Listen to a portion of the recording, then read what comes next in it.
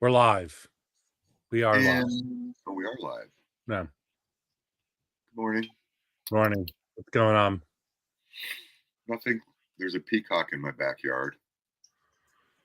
Yeah, there's always peacock in your backyard. The one that Lives next door. Was hatched by a chicken. Yes. Which is hatched by next door chicken. Yeah. I got some news yesterday. It was on sad news. A guy I had worked with for years and retired young passed away. I didn't know he was ill. He moved out of Hollywood to Oregon, to Portland. So it was sad news. That's a bummer. Bummer, yeah. He was like one of the nicest guys in the world. How about Gene Hackman? What the hell happened there? Yeah, it'd be interesting to see what happened. It seems odd that, I mean, he was 95. I don't know how old his wife was, but both of them and their dog. That seems weird. Yeah. Did Clint Eastwood have anything to do with it? Oh, dude.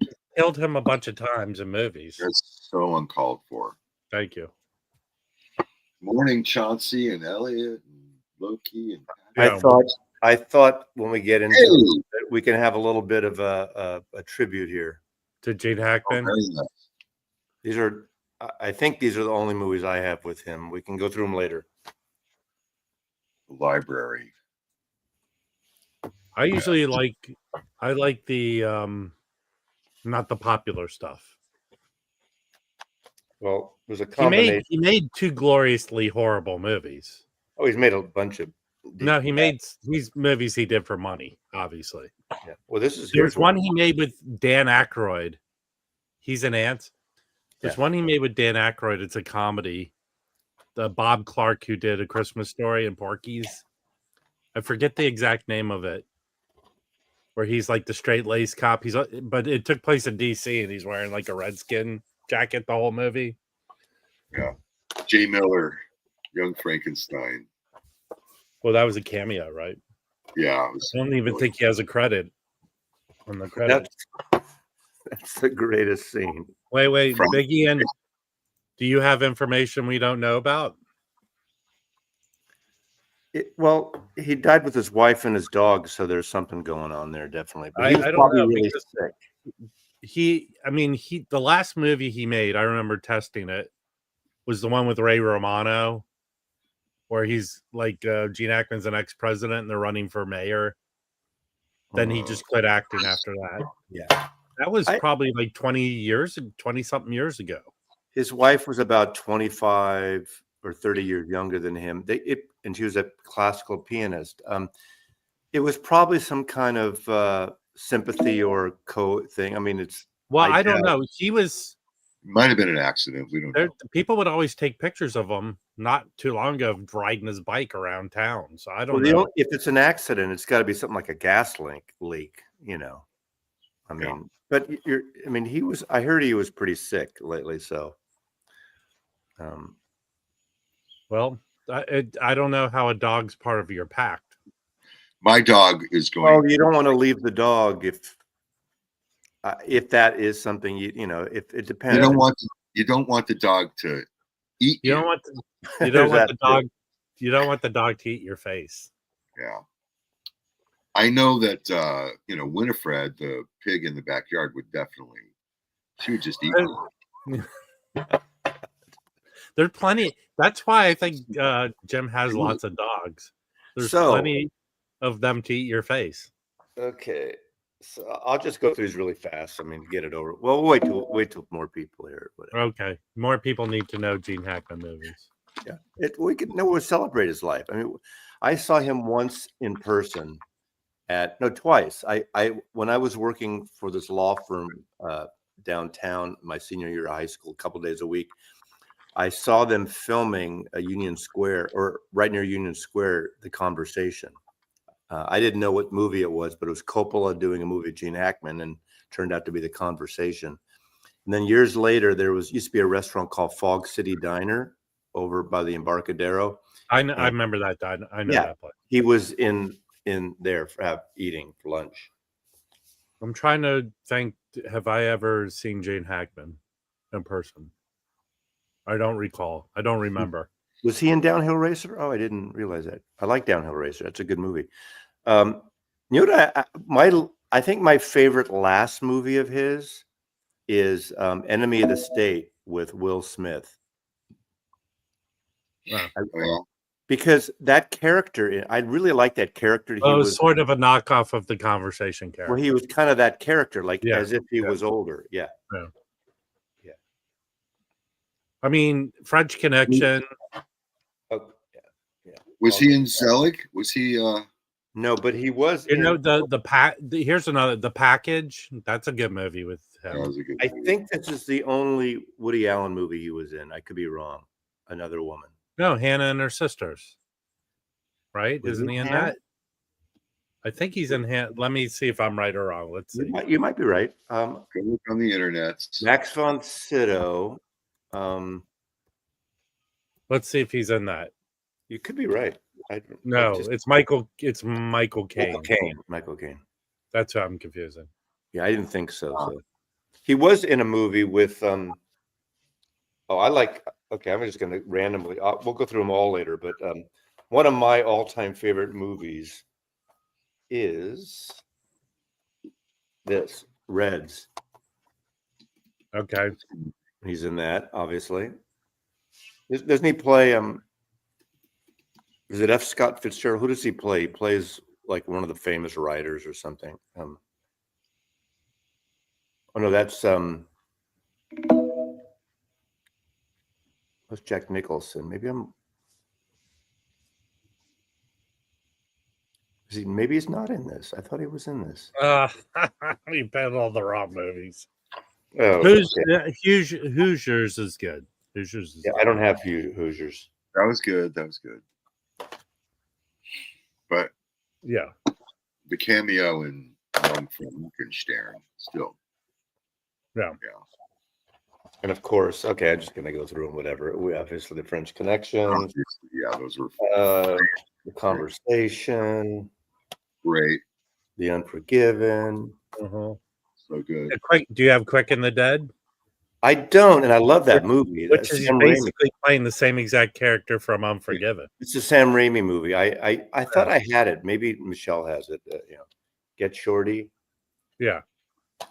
Where he, like the story about Get Shorty is he couldn't stand John Travolta because Travolta couldn't memorize his lines. Really? Yeah, that's the story from that. I'm glad you had a story. Well, Reds. Why wouldn't Reds? No. I thought I had Mississippi Burning because I absolutely love that's an Alan Parker film, and I thought I had it. Some of the movies are. Hold on. That's incredibly not true. Yeah, I don't. It's the opposite. What is? I mean, if you want to, what is The Brutalist? I mean, it's a historical drama. There's plenty of historical dramas being made. I think maybe the communist thing. It's drama. Yeah. Well, that's it. I knew from a little kid, I knew Gene Hackman from the Poseidon Adventure. Yeah, Superman movies too, obviously. Right. Yeah, Mississippi Burning is great. Alan Parker film, great film. I thought I had it, but some of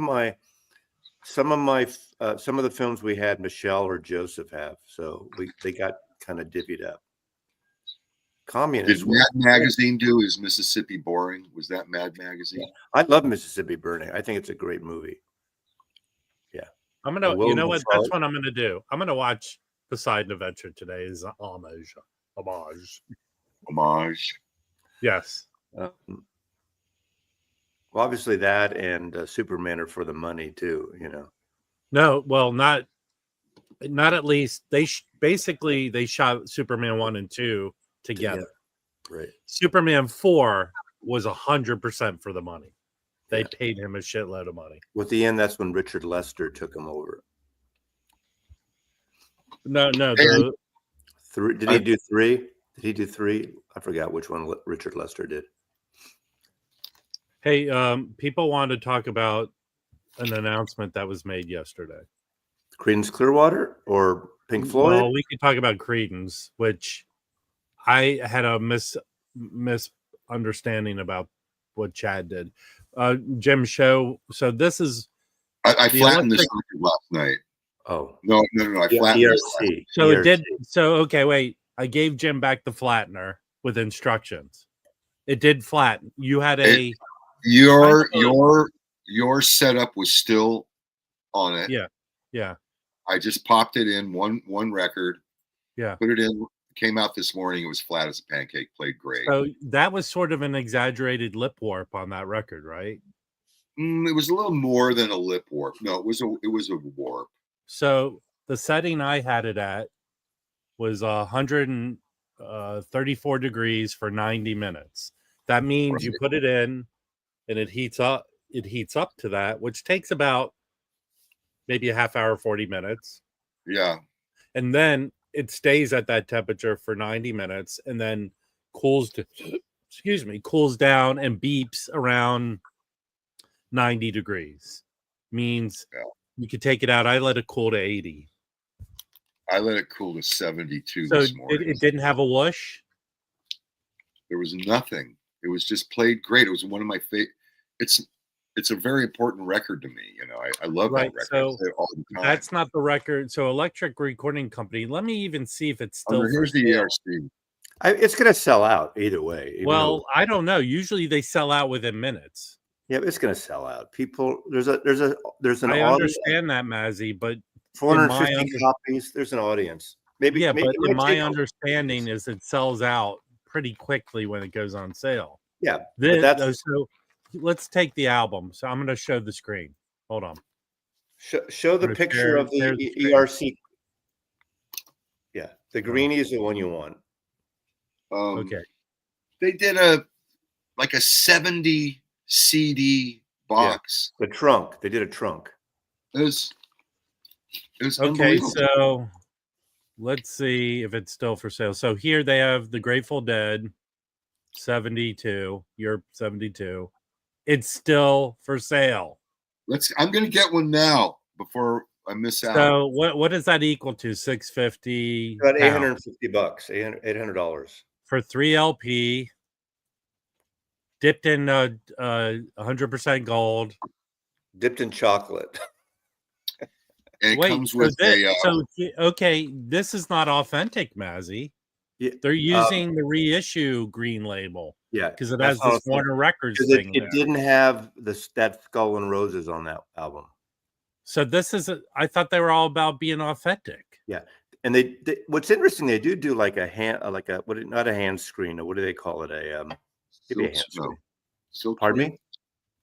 Silk screen. They do a silk screen, I think. I have this, by the way. I think a lot of people have it. It's the best place for someone to get in. If they're not into the Dead, that's the best sweet spot, because you got the great songs, you got the live jams, and you don't have a big audience. And what they did is, it was live album, but it was sweetened in the studio with overdubs of vocals, overdubs of instruments. So it's the Grateful Dead fixed it and sweetened it, and it's probably the best intro to get into the Dead. Okay, this is where I'm going to be my typical wax take on this. They went as far to have the Lose Leader inserts in here, right? And then they go ahead and they don't have the original label. Yeah, I don't think that's not the original label. I have to dig to pull my copy out. I believe you. I know you're right. You're right. This is a travesty. This is bullshit. This is stupid. Who agrees with me? If you're gonna I agree. If you're gonna charge me $5,000 million for this record, and then even go as far as to put the Lose Leader inserts in there within a week, and not have the original label, it will sell out within a week. It will sell out within a week. This is a cutout. They sell out within hours, if not minutes. This is the first time they've done a free record. This is a big ask for a Grateful Dead fan. Yeah, it is, but it'll sell out. It'll sell out. Stupid. People are agreeing with the Wax's take on things. But it doesn't matter, Wax. We're not the audience for these. No, but For this, okay, for this Mazzy, kind of Mazzy, money, there should be some, there should usually be when some I have weed in- usually when I have a take, you take the opposite stance. I'm not taking You the have to opposite. agree with me. This is stupid. It You're gonna is. charge totally me agree. You're gonna charge me $850 for this record. Make it like the original. I'm Don't- agreeing with you, Rob. Are you listening? I'm agreeing with you. Well, that's gold. You even argue with me when I agree with you. What the fuck? What So, kind of Matt, do you have it in your hand? hands, Jim? The record, yeah. Yeah. You need to call this stream 3 Jews in the morning, bitching about shit. I Three bitched. crazy I mean, kids. I was bitching about something yesterday on The stream. the vinyl Here's the Jewish thing. community. Okay, The hold vinyl on. Jewish community center. Oh, it does. It is. Yeah, oh, but it does No, have this that. is but green. This is green. Is that But an anyway, original? Right? That's an yeah. original. But it has the Well- old Warner Brothers logo on the top. That's what I'm This saying. may not be an original. This is No. a cutout. This is a cutout. So it might not be an ridge. Yeah, but but, that's the first label that was on it. Yeah. Right? Green label. look- But look it up on- China Cat into Know You Writer. I have listen, Piper. I have the album. I like the album.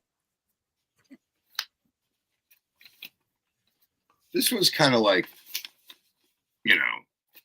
But I was into- it had a booklet, right? Originally had a booklet. Yes. Yeah. Yeah.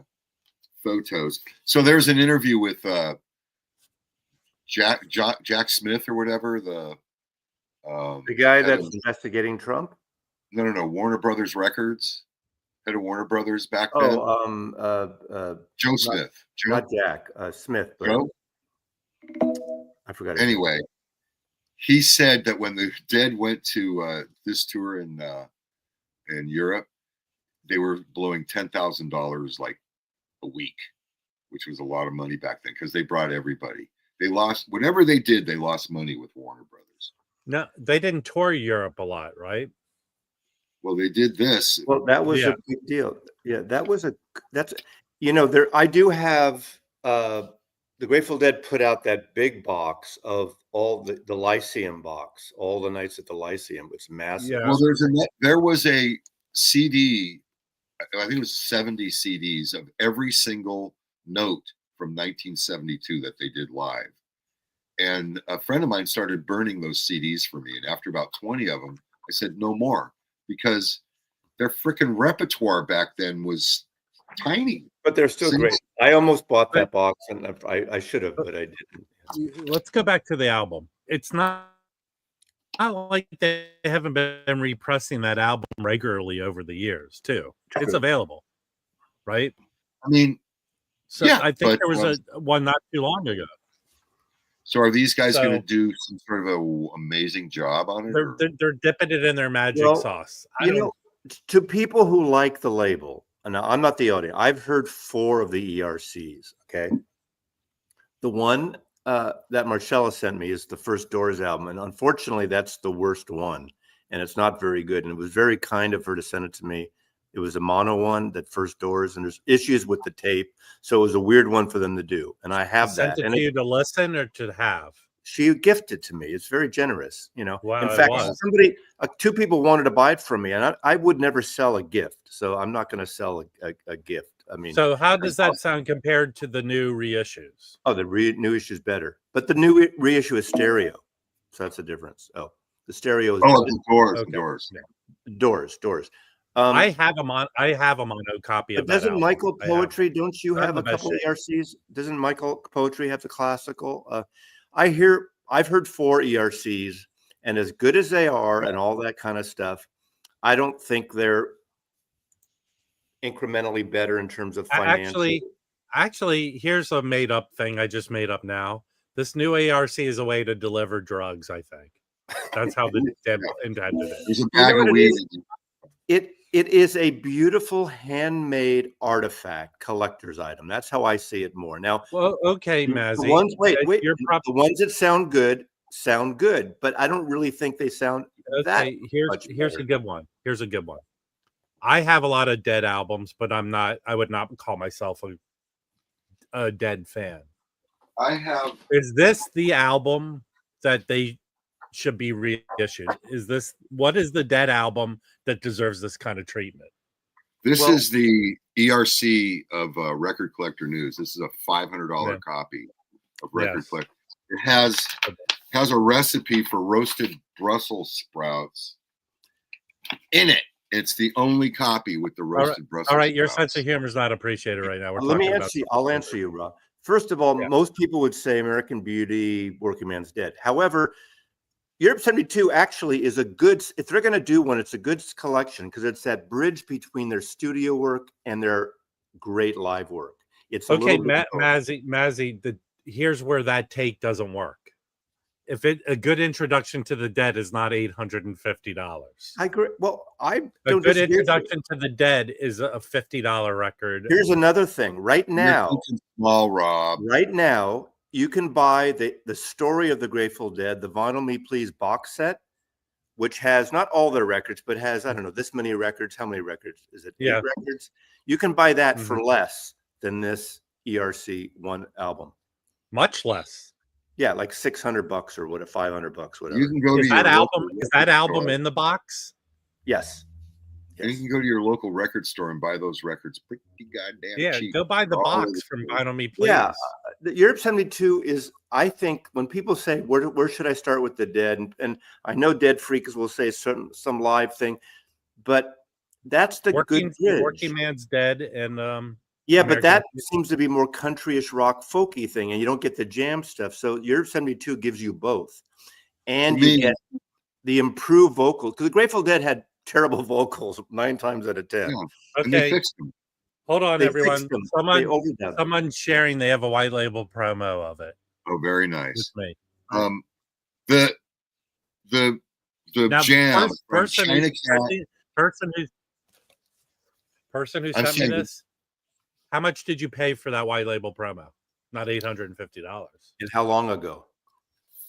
Okay, the VMP box is $500, so that's The jam from China Cat into Know You Rider is essential listening, and I can play the air guitar to that. Every note, even the hard ones. Which album is that, Ed Topo? I'm trying to be a David Murray completist. Yeah, that's where you should start.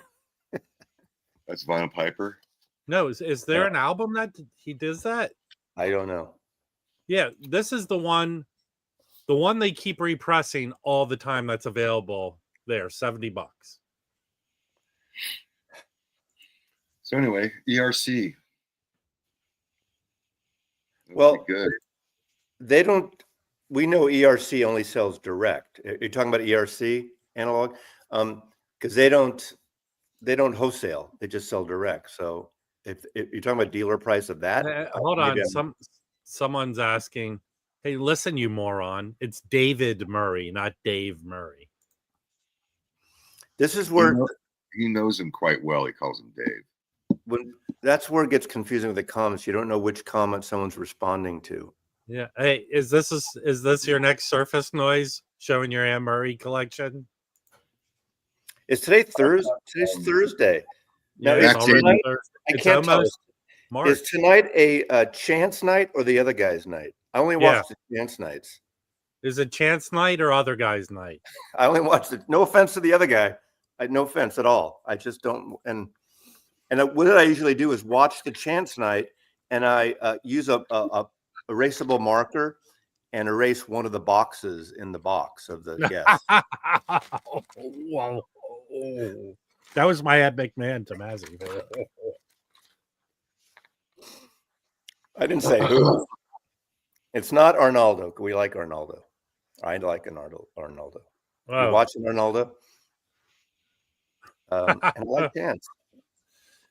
Well, yeah. And okay, so let's move on to the other nonsense parade. This CCR box that Chad's putting repressing.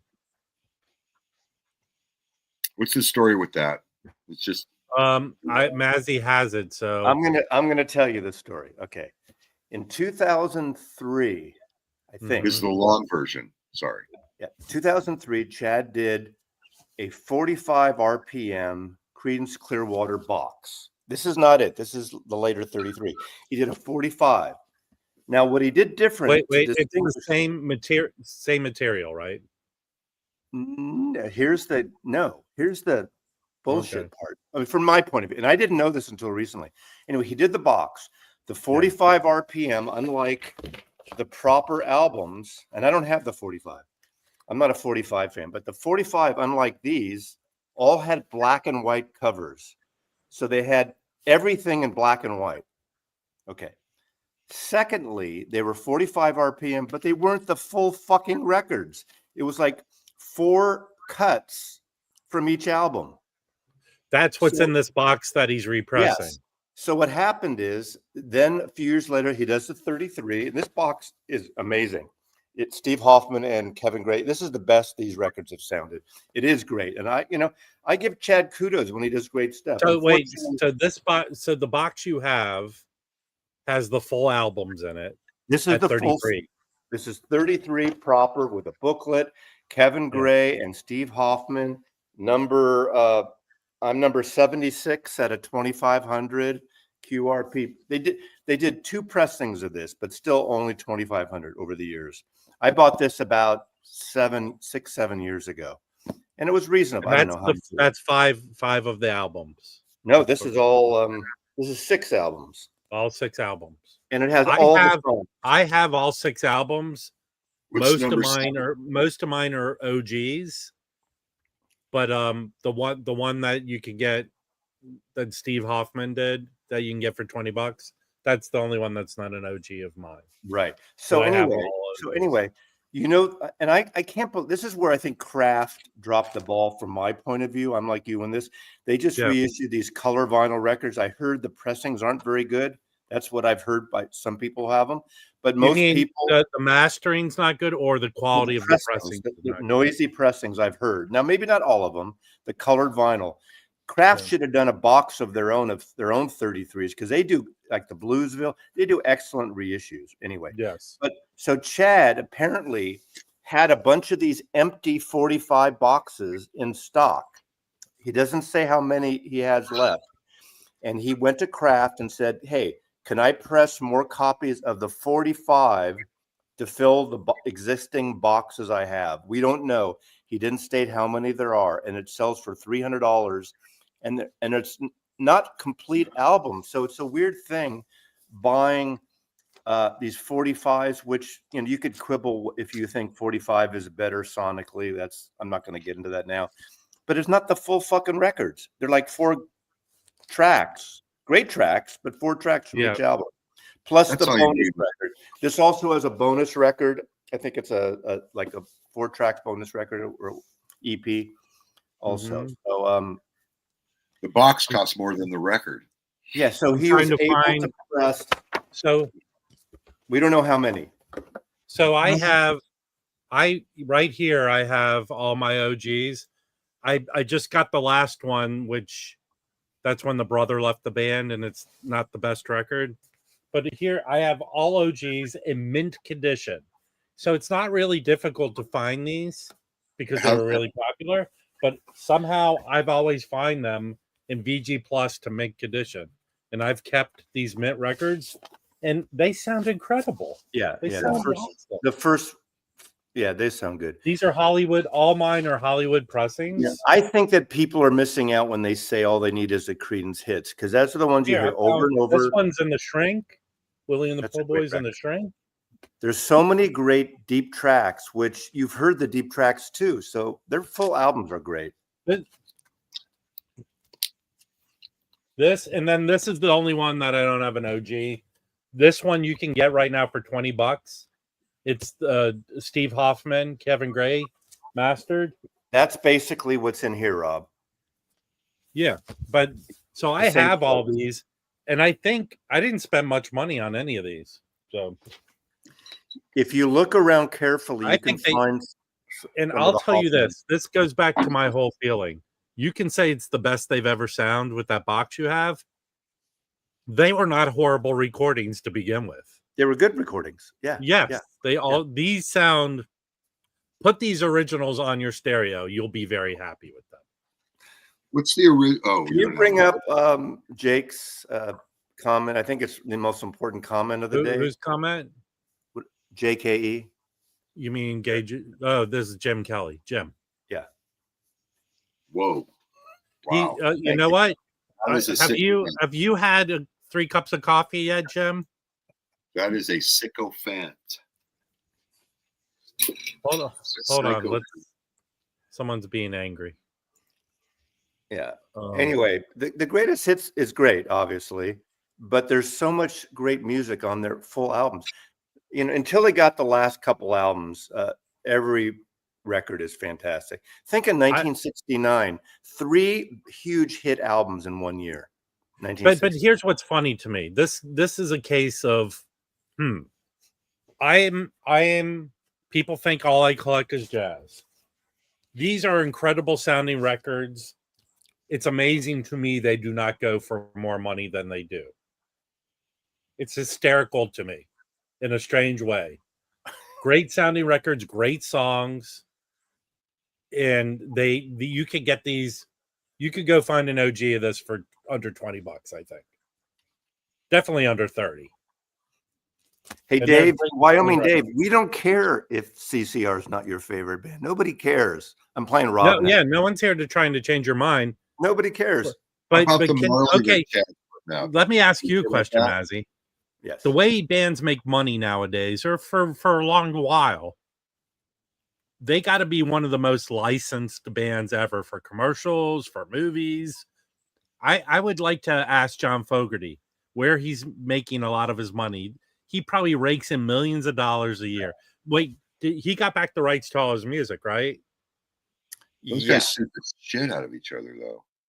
Yeah, like he sued his fight with the fantasy dude for years. In the late 80s, I remember the day there was this big lawsuit settlement, and I was at Michelle's studio. We had a schedule set. She was shooting for Rolling Stone, and the 3 members of CCR, obviously not John, but all 4 members met downtown San Francisco at a law firm, and they each got this big settlement of multi-million dollars each person. Okay. After the shoot, this limo pulls up, and the 3 members, literally, of Doug Clifford, Stu Cook, and Fogerty, Tom Fogerty, smoking cigars, show up at Michelle's studio for the photo shoot for Rolling Stone. And it was the day that the whole settlement with Fantasy got settled, and the money was released. Did they share equal credit? They didn't share equal credit. But there were some things, I don't remember all the details, but they got a ton of money. But it's still, they wouldn't travel. The traveling band was not a traveling band. They wouldn't travel with John. He was. Talk about like when brothers were in bands, they still hated each other's guts, right? And the funny thing is, so they come to the shoot and they were hanging out. They were actually really nice, and of course they were elated because they just got whatever money they got. And Michelle did this photo shoot of them, and they said, and that night they were playing at, I think it was the Marin County Fair. That was when they were Creedence Clearwater Revisited. Remember that for a while? Because they couldn't use the whole name. Yeah, and so they gave us tickets. So we drove up to Northern Marin and saw them that night. And they were okay. Obviously, John Fogerty is the voice, so that's the problem with that band. And he's still, how old is he? He's probably late 70s. He's not 80. He's probably 80. He's still playing today. Yeah. I mean, he has, and the irony is, remember when he did that record, the really big Warner Brothers record, Centerfold? He got, and first of all, the first version, Centerfield, right? Vance Zance can't dance, but he'll steal your money. He had to change that to Vance because he was getting sued, and he got sued for copying his own work. That Old Man Down the Road it's his work, and he got sued. I think it worked out for him. He got sued for sounding too much like himself. It first sounded like Creedence at that point, which is ridiculous. That's like Flo and Eddie. They were not allowed to use their real names. Howard, Kalen, and Mark Bolan. Well, that's like Moby Grape and It's a Beautiful Day when Matthew Katz owned the names and fucked them over. I remember when Sundays reissued those Moby Grape albums for a minute. within a month or two, they had to pull them. So if you can find those Sundays, they pressed a lot, so they're around. But the I'm Sundays telling you, would be great. Sundays. Sundays. When I had my 10th Bill anniversary, Irwin. I've never heard anything from Sundays, but when I had my 10th anniversary of Record Collector News, Sundays sent me a copy. I had sent them my business card. They sent me my business card mounted on a plaque saying, "Congratulations, 10 years." Where is it? It's in it somewhere. But can you believe they just did that? It was so nice. It was like, and I've never communicated with them other than that. They just sent it to me. So, hold on. So, is this another box? When was that box, Marcella? I didn't know there was a CCR, another CCR box. How about Bob Marley? You should watch Marcella's recent videos. She's designed a new speaker, and through YouTube you hear so much, but they're beautiful speakers. And so go check her channel, Marcella in the Netherlands. Beautiful speakers, different sound. She had remember for a while she had those big green ones, looked like they were carpeted or something. Not carpeted, but they were just. But these are beautiful speakers. Yeah, you know who's playing? McCabe's Guitar Shop here in Santa Monica. Yeah, it holds about like 50, 60 people. Yeah. You know who's playing tonight? It's sold out. I just saw. Is the lead singer of the Zombies. He's doing a show there. Oh, I used to see Colin Blunstone. Yeah. I used to see how Jorma, Kekkonen, and Jack Cassidy there. I saw Ry Cooder there. It's the only show I've seen. I saw Van Dyke Parks there. I've seen Evan Dando there. Isn't that right near Cats? No, not even. No. I'm sorry. I'm thinking of something. What's the isn't there a music venue across from Cats? That's a different place. Isn't there some kind of music venue there? What's Cats? Cantors. Cantors. They have an attached place called the Kibitz Room. Yeah. Across from Cantors. No. Okay, never mind. I'm thinking. I may have dreamed. Fairfax High School, right? Or whatever. Yeah, maybe I'm dreaming it. Cantors is very close to the farmers market right there. Yeah. I don't know of a music venue over near there. Yeah, I don't think so. There's a big giant. Yeah, Largo is not near Cantors. No, Largo's way down. Hey, Ricks, there's a lot of the guys I know here at Hawthorne in Seattle, they sell some high-end stuff, but they sell a lot of reasonably priced mid. They have a lot of used stuff. Well, they have used too, but they sell a lot of really, I think, fair priced. I mean, they're not one of the high-end places here like Definitive Audio. That's all the whole house systems and the high-end bullshit. I mean, I'm not saying bullshit, high-end stuff, but not everything is like that. But gone are the days of the Pacific Stereos and, where it was just nothing was, you go to Pacific Stereo, there wasn't a lot of stuff over a few grand in those days. What was it? Good Guys? Good Guys. Yeah. They started in the marina in San Francisco. I worked for the Good Guys for a little while. Did you? I remember the Good Guys. Well, for a while, the Good Guys was combining like the West Coast Circuit City. Yeah, I sold well, they started small. Then they started opening stores adjacent to Tower Records. They opened one in Stonestown. They opened one on the peninsula. Mm-hmm. So there would be a Good Guys on one side and a Tower Records on the other. When did the Good Guys go out of business? Like 10 years ago? No. At least, yeah, longer.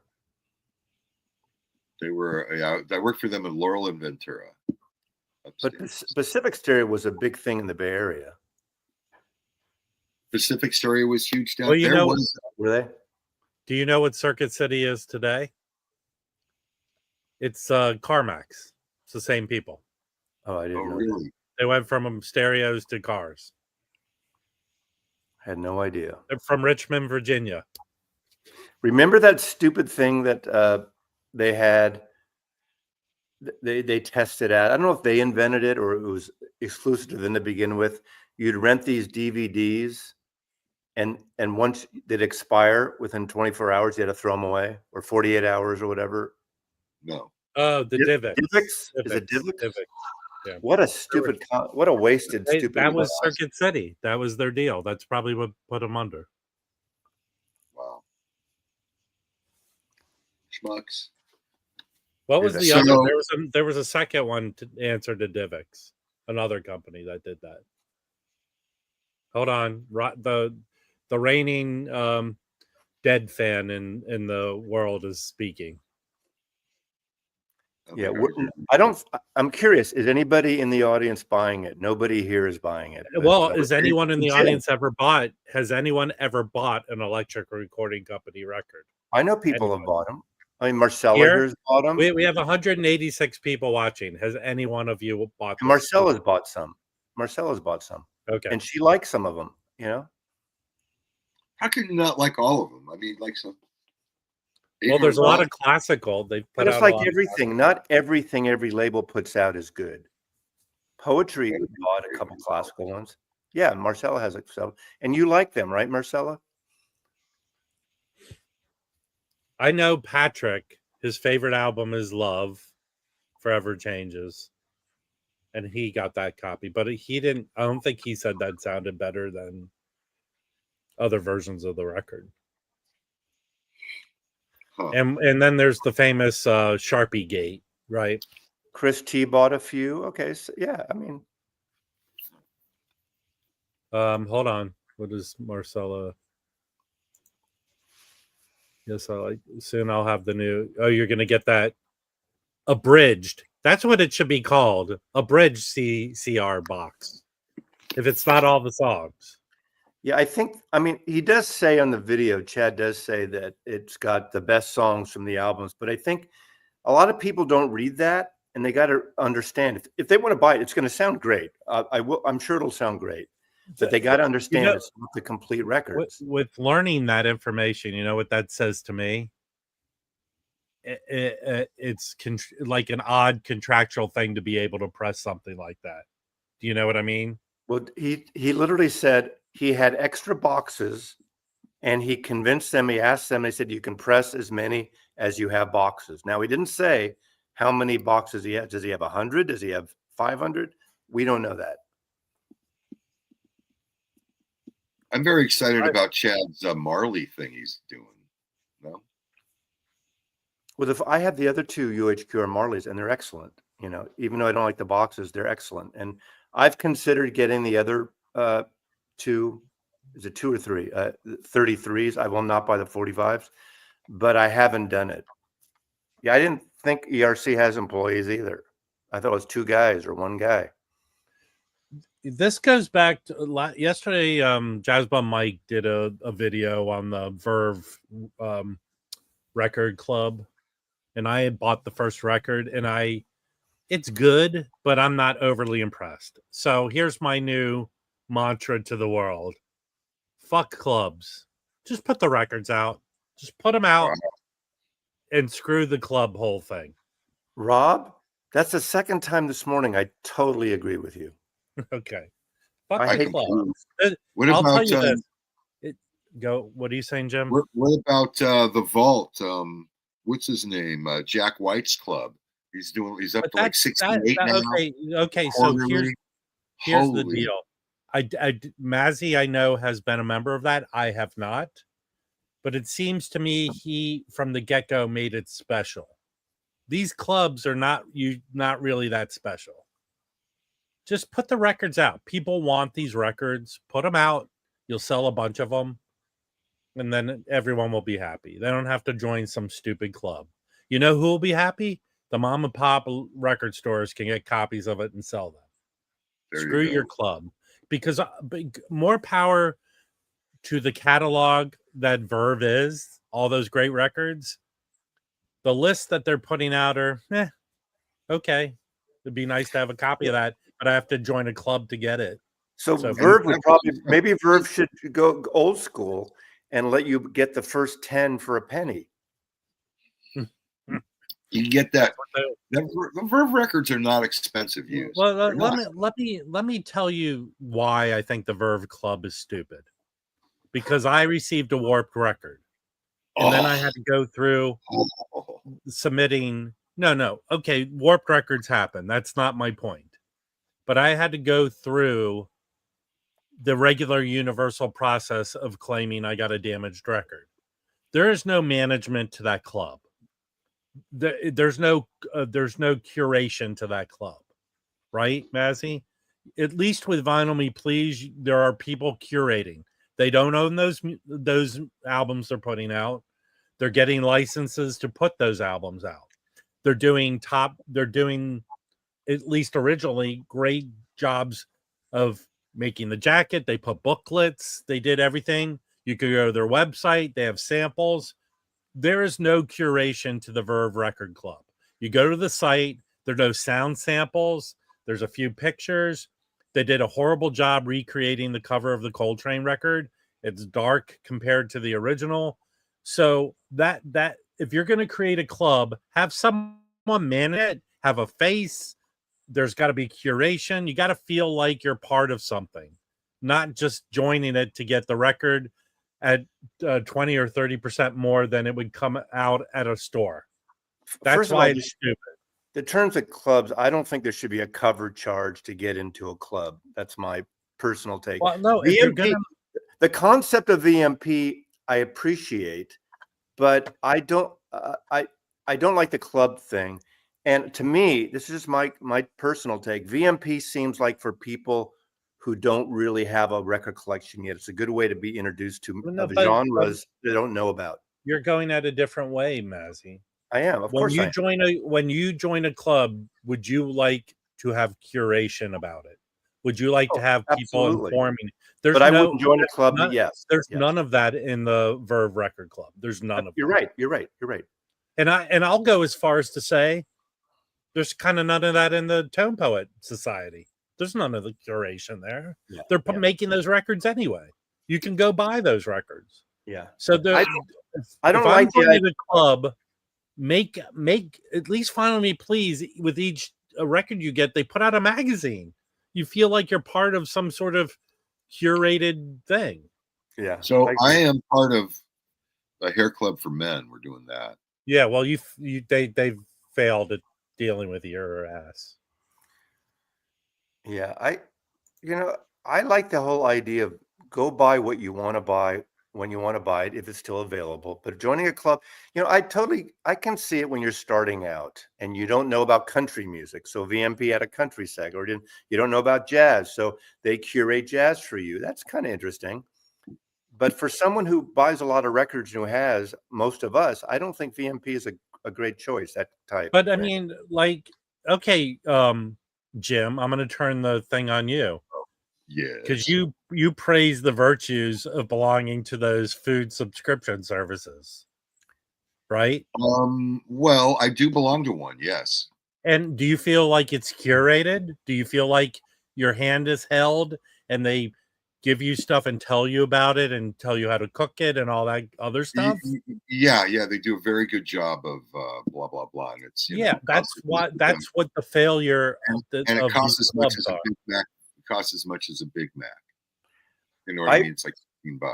I here's something Vinyl Piper brings out, and I did the same thing. Jack White's club, I joined for 1 month, and you can do that, or 1 quarter. Yeah. And the thing is, what you pay is for the price of the record. So I joined it to get the live Dylan record. It was like $65 or $70 for a double or triple, whatever it was, record. And to me, it was worth it for that Dylan album. It's the only place you could get the live 74 vinyl version. And then I quit, and that was it. I didn't pay extra premium. I'm going to show you something. I was a member early on, and I got a bunch of titles, and it literally was some titles that I wasn't that thrilled about, and they were taking up too much room, and I sold them for a freaking fortune. Wow. Good for you.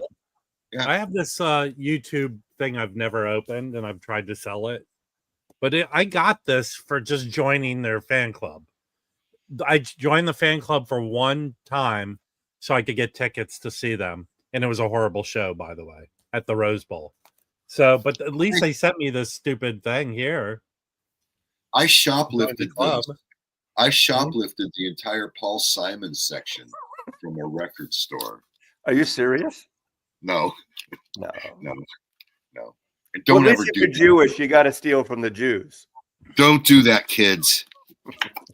Can you I told imagine? you the only record I ever stole when I was a kid. I got the Mac Davis section, the department. The only record I stole as a kid in remember Grant's? Grant's was like Woolworth's, the other department store. In the record section, I stole, because of the cover, Trout Mask Replica. And I had a big long coat, and I felt really shitty. And so I hated the record at the time. I brought it back and exchanged it for something else. Oh my gosh. Well, hold on. I think I'm on Leland. Leland, you understand that the box is not the whole records.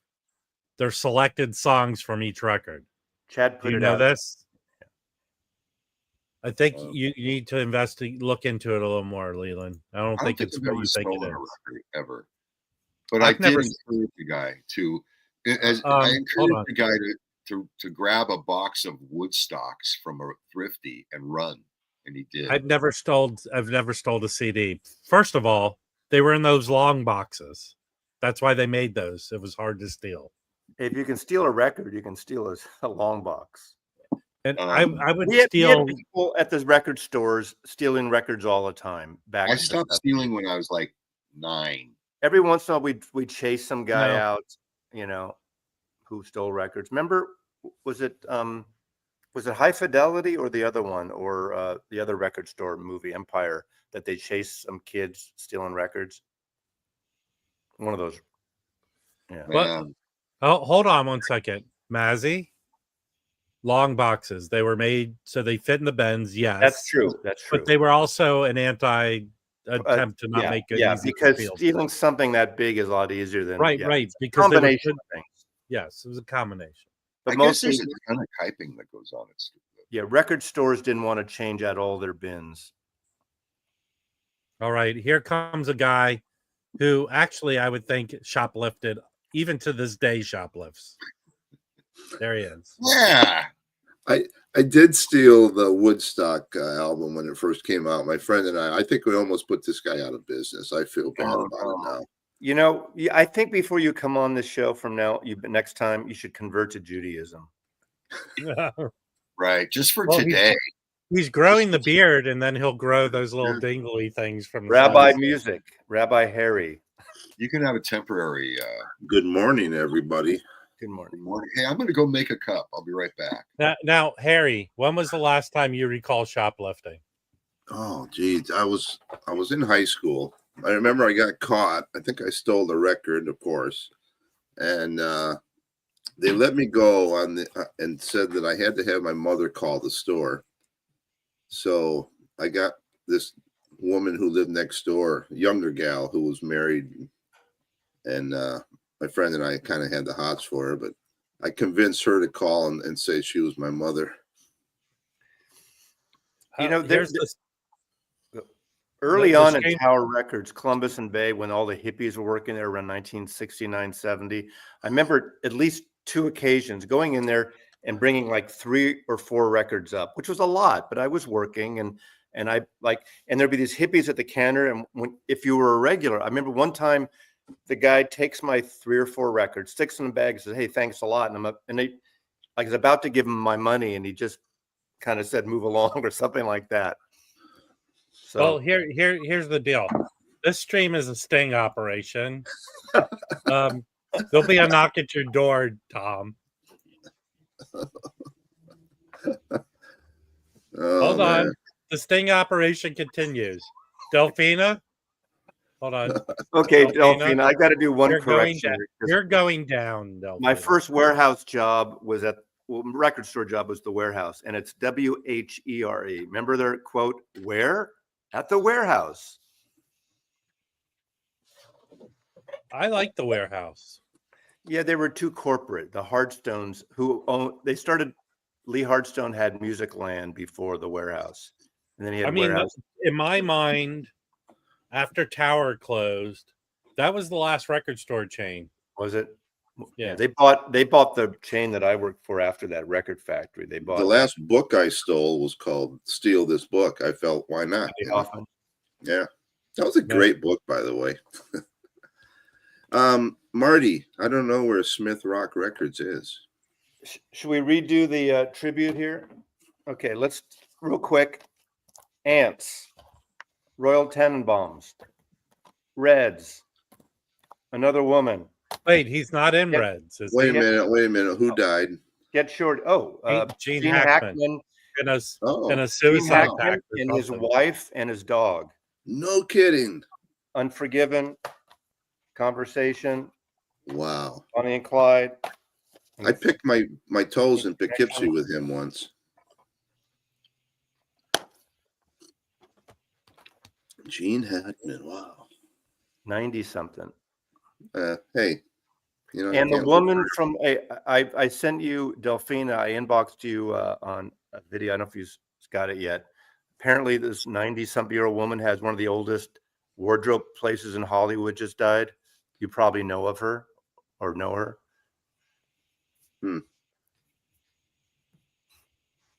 I don't. Enemy of the State. I love Enemy of the State. I'm missing a lot of things. Bonnie and Clyde was good. I enjoyed that movie. Yeah. I remember seeing that and having dinner with my parents and my uncle the night I saw it on a Saturday. And that was an extremely violent movie. Yes. 1968. Yeah. And they were surprised. He goes, we read about that movie and I can't believe you went to see that movie. They talked to my parents. You let him go see that. Remember the guns, the whole, I mean, there's no blood, but that was never done in those days. Or little blood. I don't remember. It wasn't like I'm gonna try. blood.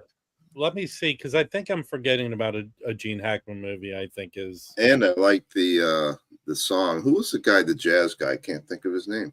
That did Bonnie and Clyde. The movie? No, the song he played with Van Morrison.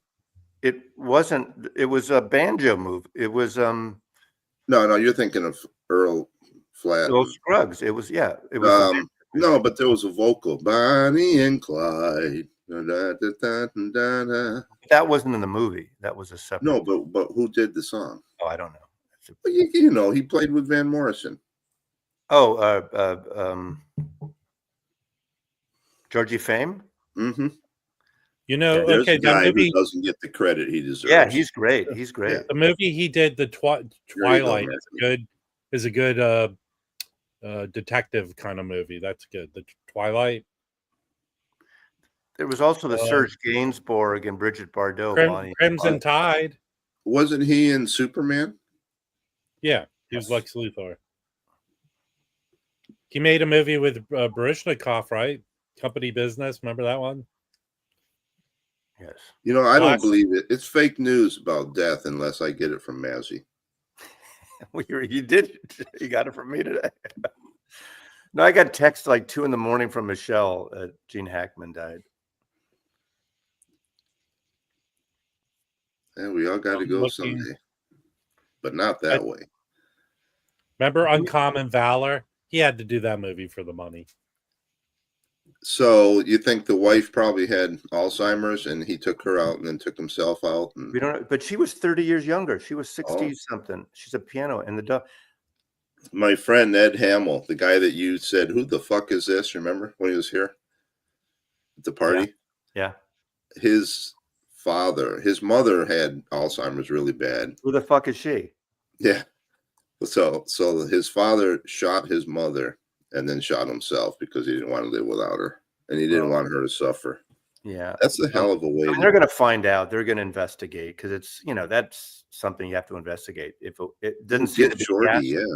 It's not a gas leak. Hey, hold on. Birdcage, he didn't appear in. He starred in the Birdcage. He's in the start. I don't have that. I used to have that. I think Michelle has that. That's one of the few times where an American version is as good as the original, Audiophile. There's a movie that I like called... No, it's not a gas leak. I'm just saying, when 3 people or 3 living things die at once, it's either something one of them nefarious did. It's not a coincidence when you have especially when the dog dies. Although people don't know, like Weird Al Yankovic, his parents died from a gas leak in their house. That shit happens. Shh, here, Jim's back. Shh. You know, it seems like saw every time I go over Jim's house, there's a gas leak. Yeah, I have a gas leak. So did you talk about how many times each of you have been in jail? Never. Arrested? 100% zero. Never. I've never Not been in a any of you. jail just to visit. I've never been Handcuffed. anywhere near a jail. I've never Handcuffed. spent a night. I never spent a night in a hospital. Knock on wood. Oh, wow. Hey, Marty. Handcuffed and put in the back of a police car. I wonder if Bobby Gass has ever been in jail. Well, can I ask you a question, Jim? Why do we go from someone dying on a gas leak to now we're in jail? I was from when I went to coffee. I don't know what we were talking about before I made my No, coffee. no. Oh, that's good. Yeah. Don't watch it. Don't ever go back goes and watch to. it. You're talking Oh. about Creedence Clearwater. I'm not Prisons. buying that. I'm telling you, I'm not even Hey, getting near hey, that. ironically, It's Marty's not driving this, though. prisoners. You missed the to story. prison. It's not this. It's not. Marty's been to jail. But they said the new release is going to be selected songs. That's Yeah, what Tom, I Not said. the complete album. Okay. I This was is put in jail for rewind the tape, Harry. This is a 33, which is excellent. Okay. Right. They They're can't doing do the this- 45. They can't do this anymore. In 2003, he did the 45. He had extra boxes and he talked them into doing just to fill the boxes he has. There are only 4 songs from each album, which is to me ridiculous. I agree. Yeah. Why? Because that's all he could get licensed. Yeah, I know, but Can we all say Again, this why? together in unison? Money grab. I don't believe in money grabs. The concept. It's you want a money grab? How about this right there? That thing that's sitting on top of my speaker there, that big 42 fucking pound box of mind Hold on. games. We can't see it. Literally, we cannot see it. I see it. Yeah, Yeah, well, anyways, that's a money grab. We don't see it. Okay? I think that's a great art piece. Actually. Get off your ass and is. lift it and bring it to the camera. It's too We don't fucking. see I it. get a hernia. what is that? That mind games Uber box, which by the way is in stock again somehow magically. Cash grab. Oh. Marty, where's this record store you're going to? Yeah, I thought Smith Rock and Bend was the place. That's why I came on to ask you. I thought, Okay. I didn't that's know the- what the name was. There's yeah, another those are the store guys there. that bought your collection, My old right? store. Yeah. Yeah, yeah. I'm going over to visit my oldest daughter on Saturday, and thought I'd stop in and see what they got. When was that, Harry? Well, I sold it in 2008, and the guy that I sold it to them in 2011, I think. Oh, okay, I got you. 2012. Yeah. Yeah, I was over there this last summer on my motorcycle, but we're going over with the family this weekend. Are your family in the back of the truck now? They're right here. Yeah, yeah. You have them in the cargo. Now, do you also haul for ice? Yeah. I refuse to haul for ice. Good, thank you. Yeah. What a shit show every day. Sorry, Rob. No, it is. It definitely is, Mazzy. Well, we should all decide on a I was gonna make a horrible joke right now. Well, Horrible. again?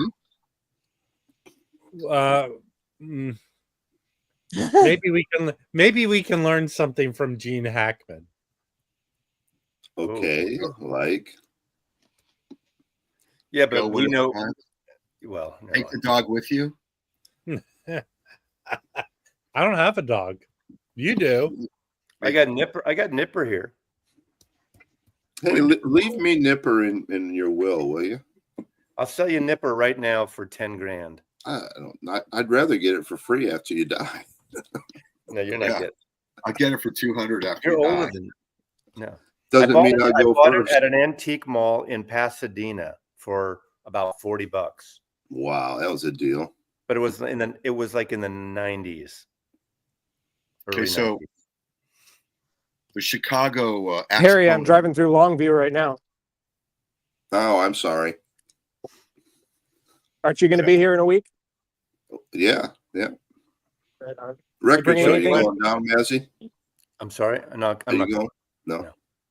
What's in Longview? Kelso, it's a record show next week. I'm selling at it. Is it a big show? It's a good one. It's not like Seattle, but it's a good show. They sold all the tables, so I'm hoping to come away with some stuff. Yeah. What kind of venue is it in? It's like an It's, event center. Yeah, it's kind of weird. It's kind of hard to find if you haven't been there before. How often do they do it, Harry? Holy crap! Once a year. How many records you bringing with you? Elliot will love. I'm taking like 4 boxes. Elliot would love this. I've got just a bunch of country that I haven't done anything with for years, and a lot of bluegrass. I bet you got some 74s in there.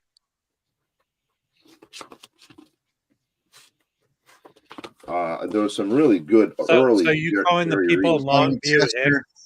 You got some Chester and Lester in there? Yeah, there is one. There is one. It might be downstairs already. But I'm just doing these for like most of them are going to be $5, but a few of them are 10. Because they're clean. I mean, the cover's got some wear, but the records aren't great.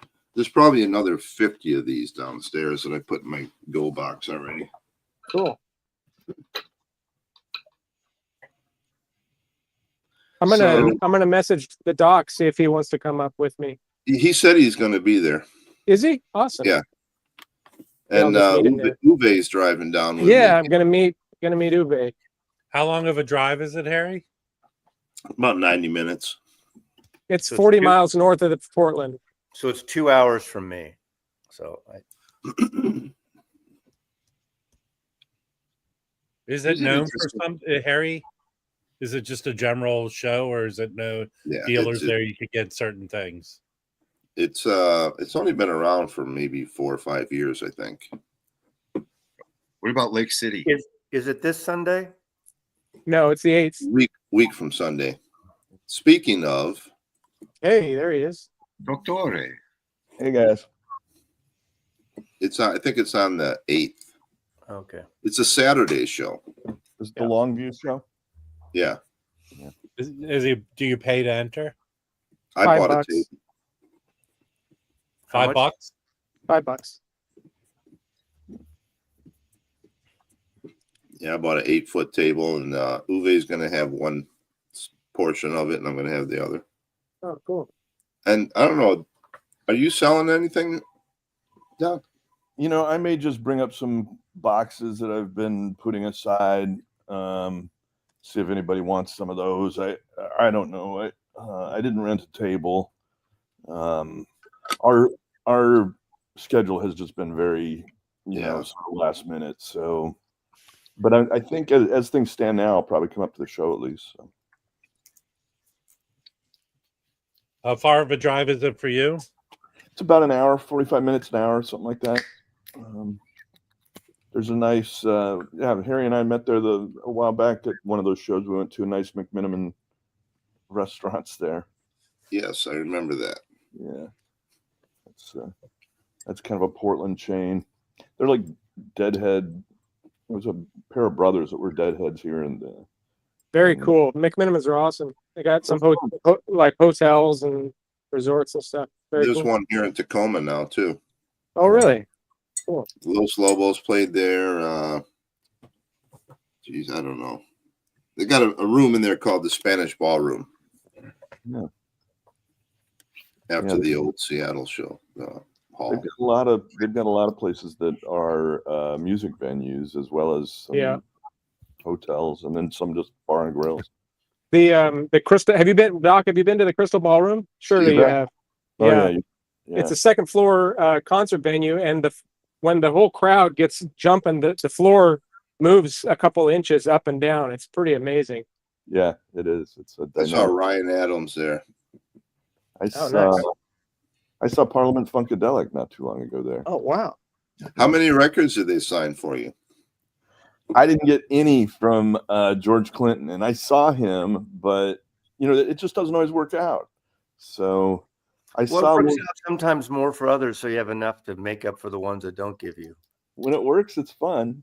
Apparently, Dr. Robert ruined John Spencer Blues Explosion's hand. Yeah, he can't use his wrists anymore as guitar playing because he's so. And it's ruined his sex life too. Oh, yeah. Well, how many, Dr. Robert? How many records did you have him sign? Since you brought it up, I managed to get him to sign 20 records the other day. Jesus. Okay, so if anyone doesn't know, John Spencer, who's not part, the Blues Explosion broke up, right? So just with John Spencer. So I've got his stuff going back. So his first band, he was actually an undergraduate at Brown University and was in this band called Pussy Galore. And then he split off that with his girlfriend, who's now his wife and has been for years. Well, you see that's cool, getting that stuff like that signed.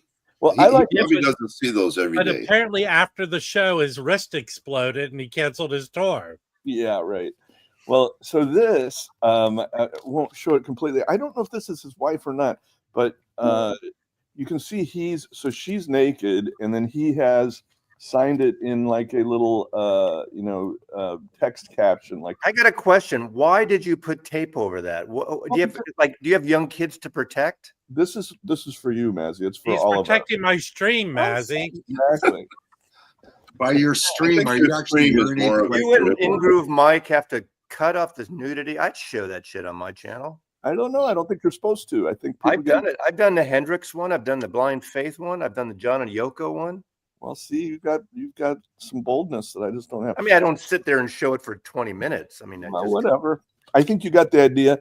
So, so those are two from his first two bands, and then from this Blues. But was there anything that you gave him that he commented on it? He really didn't, which I was kind of disappointed. He was running around out in the. It was just a small venue. It's called Dante's Inferno. I'd never been there. Oh, I've been there. It was quite nice. I liked it, but he was, walking around talking to people over at the merch table some, and then seeming to kind of get his show ready. And he was intense. And I sort of talked to him before the show, and he was friendly, but he was like, "Yeah, I'm sorry, I got to work on this." I'm like, "Fine, don't let me disturb you." And then the show there were no breaks. I mean, they just played a continuous set. Never stopped between songs. He was sweating like, man. I mean, he was really working hard. Well, he's probably got as a doctor, you could tell that he was in distress, and you continued to have him sign anyway. Hey, it's not exactly like that. Because if he's going to die, you want to get as many signed as you can. As many as you can. Dr. Right? Robert. And make sure and shoot the dog too. Yeah, when he was signing your records, did you ask him to cough? No. Yes. You're coming up with some good images today, guys. I think I appreciate the efforts, but he just, I kind of tried to talk to him. He didn't want to really be friends, but he sat there with a stack of 20 records. There was a guy ahead of me who had 8 or 10 that he signed, and then he did mine, and he just. I think it was the 18th record that really threw his wrist. Shattered his wrist. Override.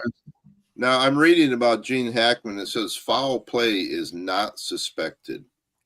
Gene Hackman died?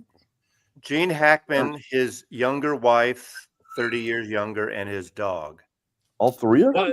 Yes. Were found dead. Hold on. If they had a pact of some kind, is that considered foul play? Yes, that's foul play for sure. If it's anything other than that, no, if it's a murder, it sounds like a gas leak. We'll find out in a few days. Hold on. What's your vast array of knowledge of couples dying together, Marty? Well, CO2 poisoning. If we don't have time for all that, do we? They could have left the gas on. It could have been a joint thing. Yeah. He was old and he was pretty sick. Yeah, his wife probably wasn't. That's he probably agreed to it. I know. Secretly was not going to die. You're cold and you turn on the wrong heater. I don't know. They got that other.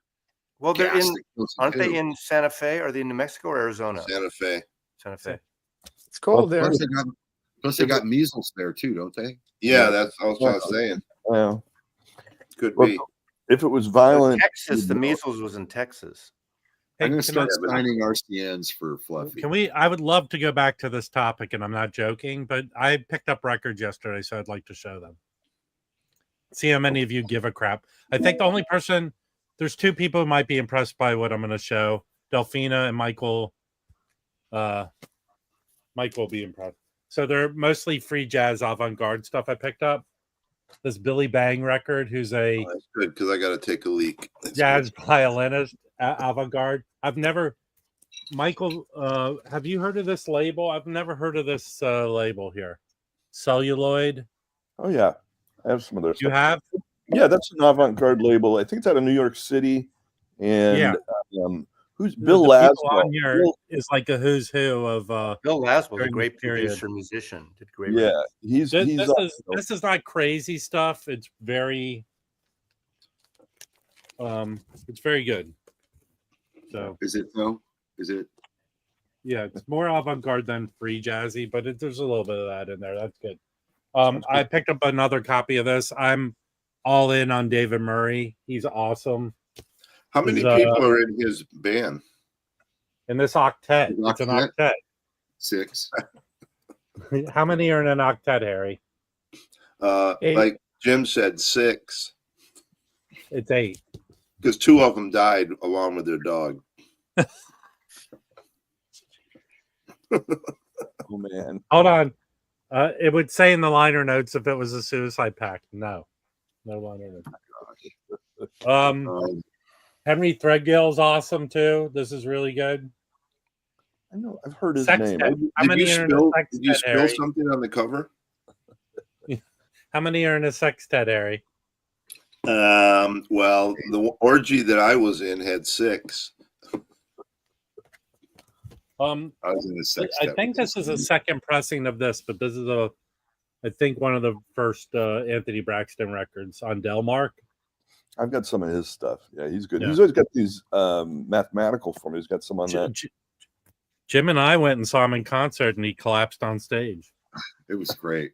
Was that because you exhausted him with autographs? We didn't do anything to him. You know what?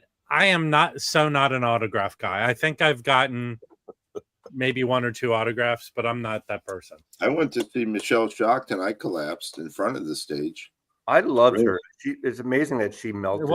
Can you let's deal with the records I'm showing, then you can talk about your stupid stuff. We don't really care about them. How about this one?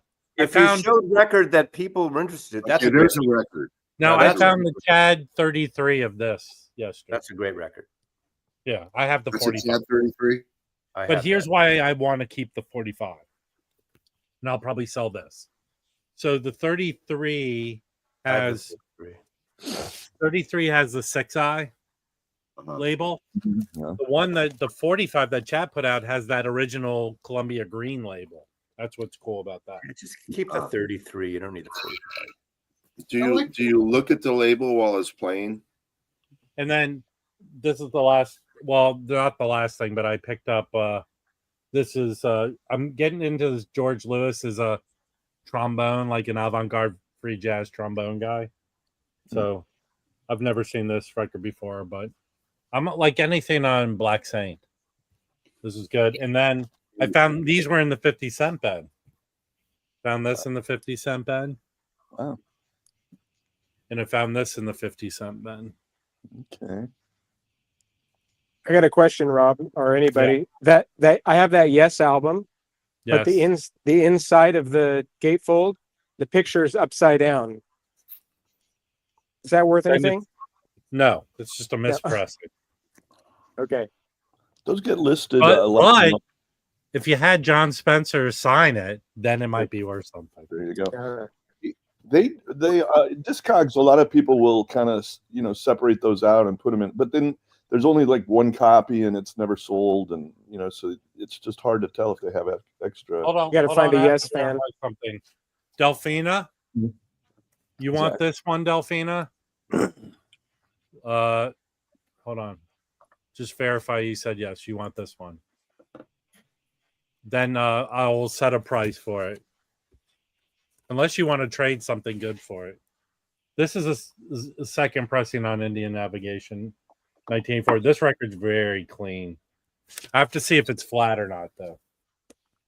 Don't you have a so-called pile of records that you're holding for me? I just have a pile. But you have It might piles? smell a little bit.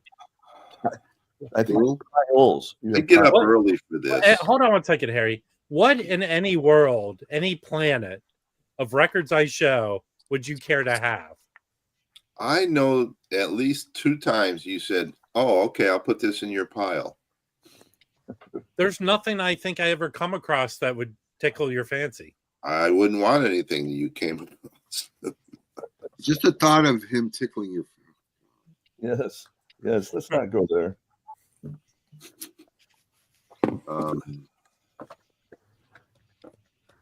Someone's going to do a AI of someone else tickling someone's fancy. Oh, Or Tom, thing. Tom, That I have was not great. done. That was great.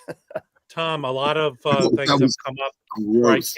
I couldn't can't. take I, it. hey guys, talking words coming out of my mouth at a volume. They There's an always Alice come. Coltrane exhibit at the Hammer Museum. I have not gone yet.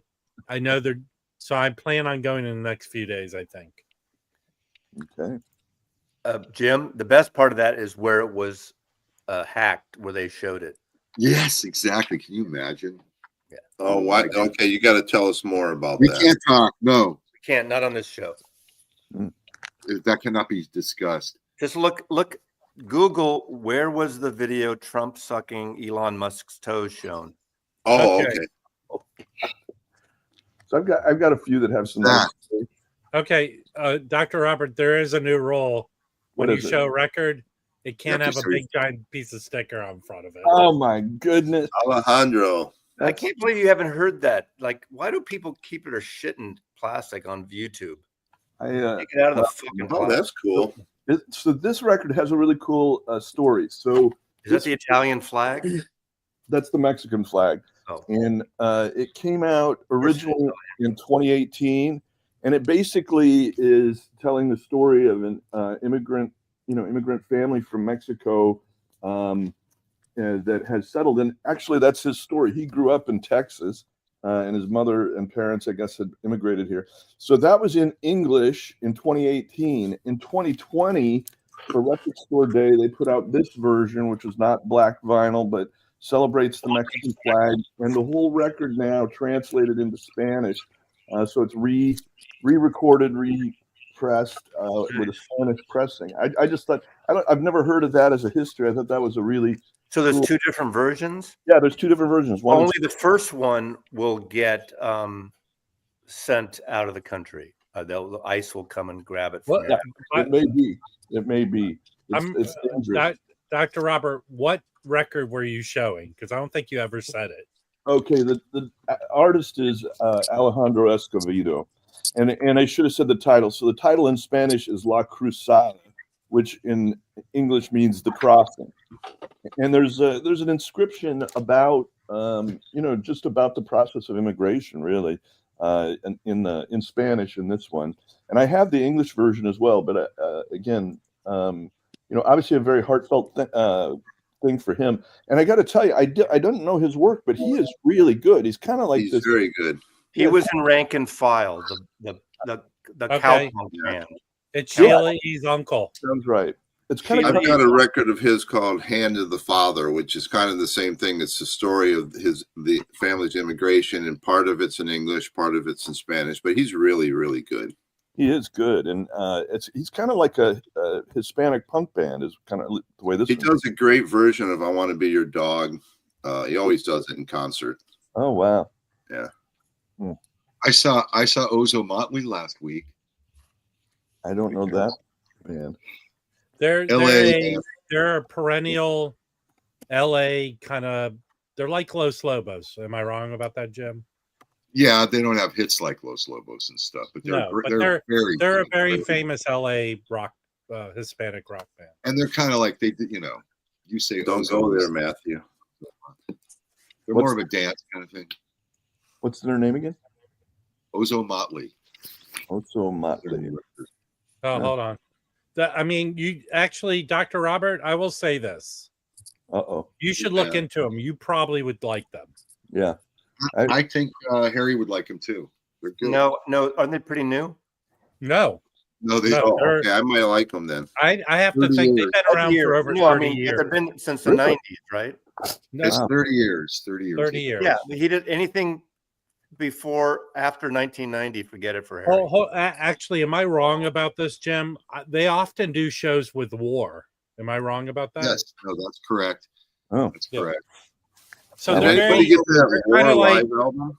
they're kind of cross between War and Los Lobos. I may have seen them open for Los Lobos, you know, the Mavericks, that kind of stuff. What about Lone Justice? Were they playing around those bands at the time? The Lone Justice were more alternative. They're not- Yeah. No, well, the alternative country with what's her name singing. I forgot Yeah, her name. Ozomatli is a Hispanic rock band, man. Yeah, They're not- they're they're not Spanish country. language. here's one for Rob I found down in San Diego. Yeah, I've had an OG of that. The Vinyl Me Please is better. This I have a is- Vinyl Me Please, put that out. Yeah, this is an OG with the David Stone Martin cover, and this is one I needed to do a repair down on that seam, if you can see it there. It came out I've been really. doing that ever since you showed us how to do it. I love it. It's easy. It's not. It's very easy. What, I use what- rubber cement. What tracks is he doing on that? Sometimes you can do it with rubber cement. I use this paper tape, but if it's just a separation, you can use. But I love that cover. It's a 1954 record, shortly after Parker had died, I think. And then this was one I found I've been looking for a long time. The Violent Femmes' first record out of Milwaukee. I And love those guys. I do too. You know, I think they're the first band. I realized they remind me of Jonathan Richman. I think they are at times. Yeah, are well, least- they're more jammy than him, and They're more plus, punky. They're more. if you're a Gen Xer, yeah, there are 2 songs on that album that are played at every party, right. and Added Up is like an anthem song. Yeah, I love they that song. That's in. were like an acoustic punk band. Yeah, they're That's acoustic punk. Yeah, Added Up is in. It's in Reality Bites, right? Yeah, but Yeah. it's in Reality Bites because it's a Gen X party. anthem. Blistering in the Sun. It's a great record. Yeah, Blister in the Sun is the other one. They're both great. Yeah. So I've got one more one. I won't go any further than this, but this I found online and bought off Discogs, a sealed copy. This band is like an unknown band.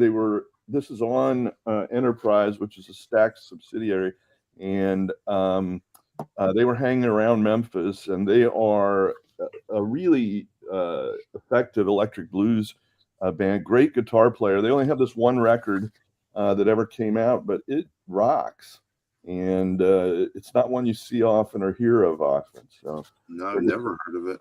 yeah, their guitar player is named Lee Baker, and somebody said he's the best guitarist you've never heard of. I think Bob Dylan was quoted as saying he's the best guitarist you've never heard of. So there's a few from the last couple of weeks. Hey guys, I'm gonna bounce. I gotta load my truck. Hey, So good seeing you all. Take care. Take care, Mike.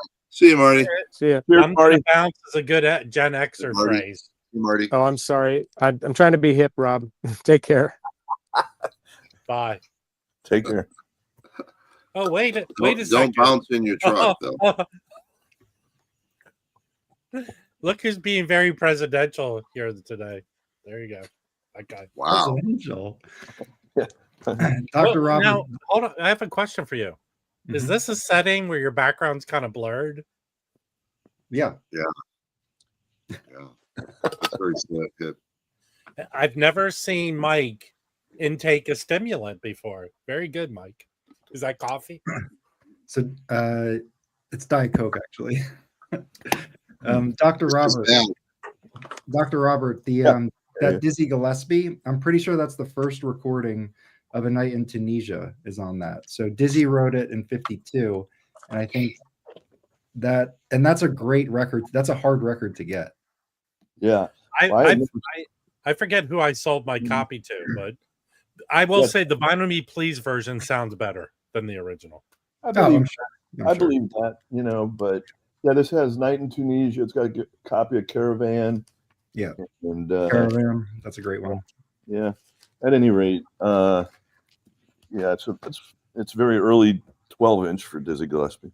Yeah, I definitely, that's on my want list for sure. But it's pretty hard to get for a good price. Yeah, I was happy to find it. I found it at Folk Arts down in San Diego. If anybody knows really? that is a great store. I love. It's a good digging store from my experience, but Yeah. San Diego on a whole for me was kind of a letdown. There are two really good stores, I think, Folk Arts and what's the name of the other store, Jim? The hi-fi place. It's Stereo Unlimited. Stereo Unlimited. That place is the best stock. Probably the best store in San Diego. It just has a lot of shit, and plus they have a lot of audiophile pressings of records there. Yeah, they have a lot of new stuff, and they have a great jazz section. So I actually tried to go there, and they were closed on the day. They close 1 or 2 days a week. So is it owned by the guy that owns Too Many Records? No, not as such. No. Oh, hold on. The Gay Joel has his first ever good question here. Guesstimate, I have a 7-inch Afro with Caravan. Has never sold on Discogs. This is a Dizzy Gillespie 7-inch. Does it have a cover to it? Do you have a cover with it? I don't know. If it's never sold, you could make your own price. Right. And therefore, you could say, I want $150 for it, or best offer, and then you could determine the price for it. I mean, I registered my copy, and I recall seeing the 7-inch version. This, as Mike was saying, it's pricey. I got a fairly good price out of the store on it, but they're not giving it away. But yeah, a couple $100 on Discogs. It's the whole. You said a 7-inch. Dr. Robert, what's the most money you've ever paid for a record? Somebody was at, I think it's around $500. What record was it? I have two that I paid that for. One was I've mentioned it on here before, and you guys told me I paid too much, but it was an original UK mono pressing of the White Album, and I just paid in London last year. I paid $250 for that. Yeah, right. I think you told me $275. Well, I bought it with some things, so I got a deal because I bought a few things. It was one of the first records I ever bought off Discogs, and I was just kind of inexperienced. It was my birthday. I was kind of giving myself a gift of one I wanted, so I didn't pay that much attention to that. The other one was a really nice paste over copy of the Stereo Butcher Block original cover, Second State. And you still got that? Yeah, I still have that. I bought that from Fat Cat up in Seattle. Oh, okay. Yeah, I paid $500 for this 2 weeks ago. I'll be paying it off. I'll be paying it off for years. Can you tell us what it is? Tell people what it. Frank Zappa. Ooh, Record. It's a test pressing of Zappa in New York with Punky's Whips. Whoa, man, that's a rare one. Is that an American pressing? Yeah, it's an American pressing, test pressing with Punky's Whips. Nice. And it's mint. It's unbelievable. It plays. Where did you find that? At Safari? No, I walked into Atomic Records and they were playing it, and they said, "What song is this, Jim?" And I said, "Well, it's Isn't It Romantic?" They go, "No, what song is it?" And I go, "Well, this little bit is Isn't It Romantic that Zappa put into Punky's Whips." And they go, "Yes, Punky's Whips." And this was what they were playing. They were trying to figure out if this was really what it is. And I just said, "Well, I'm buying it." And they came up with a price right there.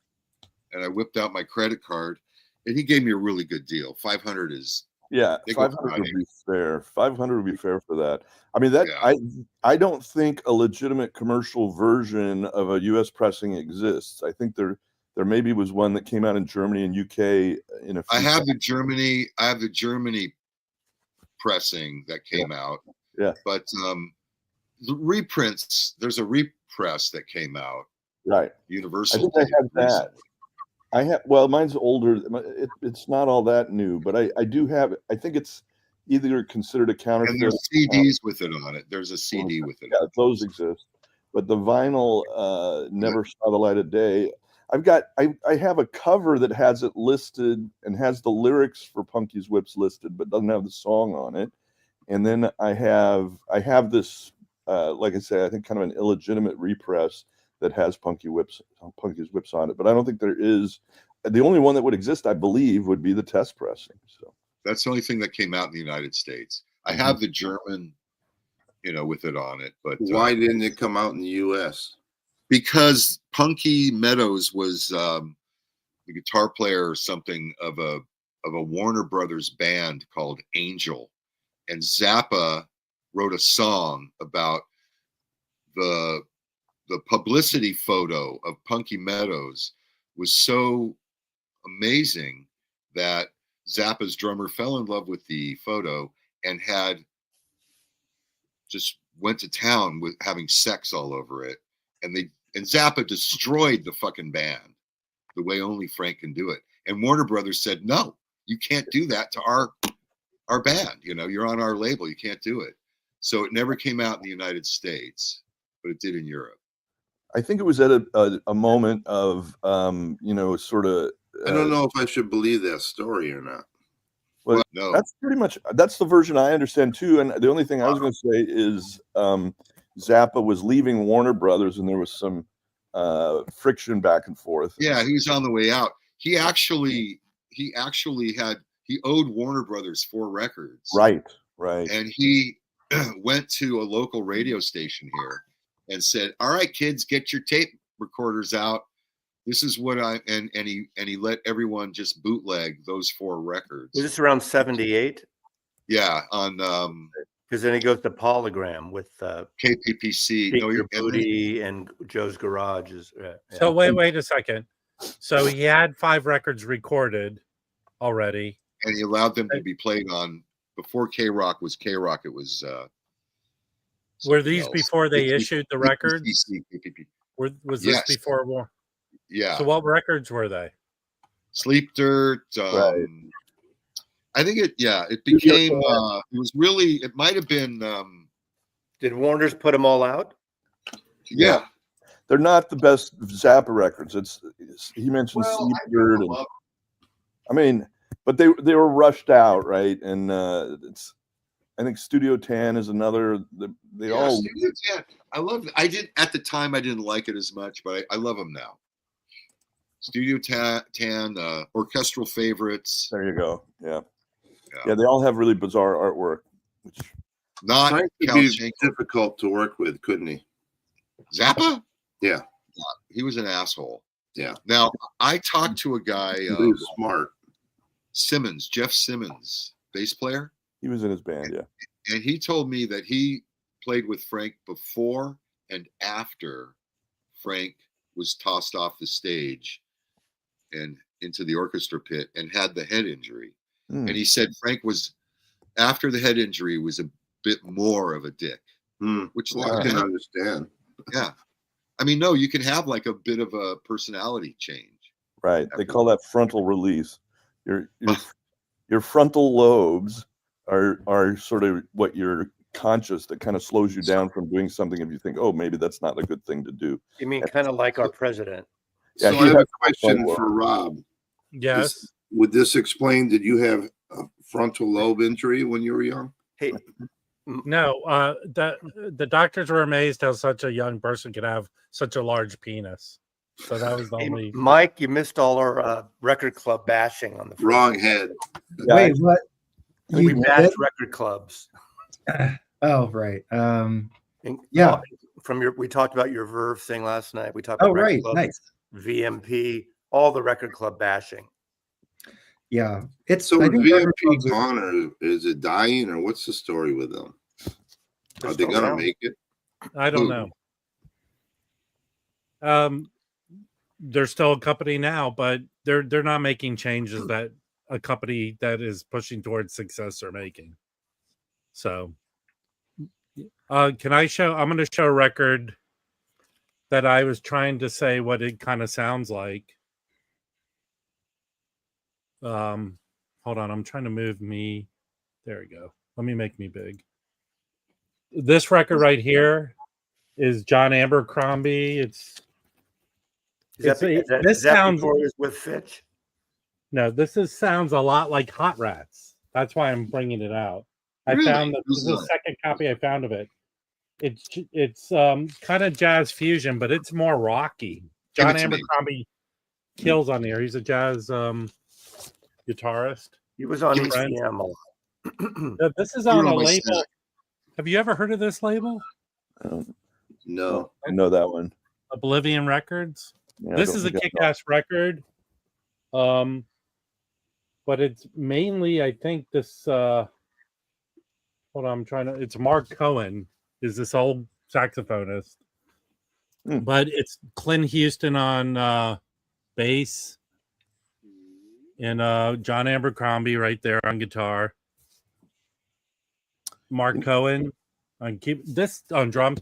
This sounds like Hot Rats, exactly like Hot Rats. If you like Hot Rats, get this. You know what? But I don't know how easy this is to find. I'll probably put this in my next auction. Now, is that the same Mark Cohen that had a solo career? No. You know what would really the boring one, Harry. What would really make that package waxed would be like a 2-inch by about 4-inch white sticker on the front. By the way, that's the guy who did the cover. I'm sorry, Sam Steinberg. There's room there for a nice white sticker detailing the year of pressing, and I don't need that shit because actually, why don't you put it in the back, right, like left corner or something? No, I don't need a sticker. Put it right on the cover. Hey, do you want to know what year this came out, Dr. Robert? It says right there, 1973. Well, you just know, around 11, 5, 7, some don't. Some do, some don't. I'm okay with this thing right here. Has all the information. Well, and without right now it does. Wait 20 years. Well, I think without frontal lobes, your memory is probably enhanced. Hey, everyone! Can everyone join with me and say, so far this morning, Billiam has created 5 accounts. Can everyone just join in with me? You're a fucking idiot, Billiam. Come on, everyone. You're a fucking idiot, Billiam. Yeah. 5 accounts. That's really good. It's good to have someone like Mike here to ground everything. Do you understand? You're making me money, Billiam. With your interactions with me, you're making the algorithm help me make money. Hey, Mike, remind me, are you like in the ad world? Are you the account guy on the projects? No, I'm a strategist. Oh, okay, strategist. Yeah. They used to show up to the shoot where we had good data. It's like defining go-to-market strategy, figuring out, what's the space we're playing in, what's the competitive landscape look like, where's our opportunity, figuring out how to brief the creatives on how to concept what the campaign will look like, all that kind of stuff, and then figuring out what channels to pull it through. Do the creatives actually listen to you these days? No, they don't. No, they do. They do. The Billiam bump. I just remember when we used to do the portfolio shows at agencies, the only time you'd see the account people and the strategist types is when we bring in bagels or breakfast burritos or something like that. They'd show up. You just described Record Collector News. That's exactly how we operate. I believe it. Never mind. Here's my favorite record. That's exactly how I used to do salmon fishing. Hey, now. This is by far cover. I fucking love this record. Do you have they put out a one before that called the Historical Musical First? Do you have that one? I might. That one, if you like that one, I think Historic Musical First is even better. But that one has the famous "Come Fly with Me" on it. So, but they're both very good. I fell in love with Basie too. Yeah, me too. I had a copy of that back in the day. That it's long gone now. I don't know. What else would your shirt say besides intelligence? Is the ability to adapt to change. Okay. Yeah, spelled with fake letters. That's cool. I like it. Yeah, that's very cool. Well, you only need like the first maybe 1 or 2 letters and maybe 1 or 2 at the end, and it doesn't matter what order they are in the middle. You can still read it. Hey, can we bring up John's question for Mike? I think this is an important question. Hold on. I'm awarding someone with a wrench because they've shown their disdain for Billiam. Congratulations. Where's the question? Mike, do you drink scotch all day at work like Don Draper, Mike? Yes. I'm constantly drunk throughout the day. And you sleep with the secretaries? 3 martini lunches. Well, he did martinis when he went to the lunch things, but scotch at the office. Yeah. Or bourbon, whatever. Vodka orange juice in there. Brown drinks. That's like every, what is it? Every Heaven's door. Well, before, I mean, there's definitely a drinking culture in the agencies. I mean, now I work from home ever since we locked down for COVID. But when I was going to the office, like Thursdays, there was a drink cart that went around, and, you know, it was just a way to make things a little bit more fun. I mean, nobody got out of control. It, you know, everyone was responsible, but I think you're divulging information that might be harmful to your employer. Hey, Elon may be listening. you know, John, over the last year, I watched every episode of the BBC show Spooks. Finally, all the 7, 8 seasons, whatever they call them, their series, and almost every episode they're in the office, they're in the room drinking bourbon or scotch or something. So, and with cigarettes too, well, right? when we did screening, like I do screenings at night, we get off around 10 or 11. We go to the bar and have a drink. yeah. So When I worked at the LA Weekly, we were allowed to drink at our desk. You could do anything except for smoke marijuana. You had to go outside into the back to smoke weed, and only 3 people at a time could go back there. And when I stopped doing cocaine and selling cocaine at the LA Weekly, they asked me to start selling it again. Could you at least just keep selling it? And I said, no. You know, like most businesses, ad agencies would have the after work bar that was close by that all the people would go to, or the creatives would go to, or the other. You know, there's always a bar, you know, nearby. but just understand, when Mazzy went, one drink. Right. Minimum. Exactly. Hey, what part of Manhattan is your office? Is it in Manhattan? yeah. So my office now is on 40th and Broadway. In Oh, between, okay. was it like 9th and Broadway? Yeah. It's actually a very busy, not fun, not beautiful place in the city. It's probably because it's like kind of, it's close to Madison Square Garden, the Port Authority. You know, it's like anybody who gets into the city has easy walking access to the office. So location for getting to is great, but in terms of just like dealing with people in the city and tourists and cleanliness, it's really not the best. I like all Do you live in Ossining and take the train to work? No, I mean, I work from home. If I need to go into the city, I'll just take the train into Grand Central, which is A lot of those agencies, I remember the last Yes, 15 years, Delphina. moved down to Hudson, like Weekly with Saatchi Pleasant. and that area. Yeah. down So I worked for Saatchi at Hudson, and then we moved to, there was an office because they own like buildings in the city for all their different agencies. Because Publicis is the bigger company that owns. But they all were the- about by Macy's, weren't they at one point? Publicis. I don't know. I'm not sure. But we moved there. So then we moved to Park Avenue South by what's the park over there? Madison Square. Park. Union Square. No, Madison Square Park, above Union Square. And that was it was a tough commute because of how the subways were, but that park was beautiful and there were tons of really good events and there weren't that many tourists there. So it was just all, you know, felt like more local. And then we moved to 52nd and Broadway, which when I worked there, I didn't realize that the historical importance in jazz of 52nd Street on the west side, which kills me now because that's where Parker was. And I was working on that street. So you know, but it's totally different now. It's like Broadway shows. So yeah. But Cool. Yeah, we used to go to there were bars close by, but I don't really drink anymore. You know, so no wonder they say you don't drink any less. You don't drink. We'll let you. I don't drink any less. Remotely. I don't drink anymore. I freeze it now and eat it like a popsicle. How can you be into jazz? What? Never mind. Well, look, jazz is not alcohol-based genre. No, it's like drugs. drug. It's drug and drugs. Yeah. Well, I'll say that there was never a drink cart at any of my ORs. I don't. Yeah, Well, didn't you ever watch MASH? Dr. Robert, weren't you known for before each surgery is just taking a big hit of oxygen? So Russell, I worked with Hal Riney in Blue Velvet. So, well, I have a story that doesn't relate to drinking that might be an entertainment. I told it the other night at dinner, and by all means, yeah. Well, make them big for this. when I was a resident, I had the first dog that our house owned, and my daughter was about 3 years old, I want to say, and we got this dog that had been part of a litter that was between a wolf and a German Shepherd mix, and the mother had been alone with the dogs in a garage. It was totally unaccustomed to human beings. But at any rate, it was a male, and he was just a wonderful dog, and our daughter named him Bingo, Bingo.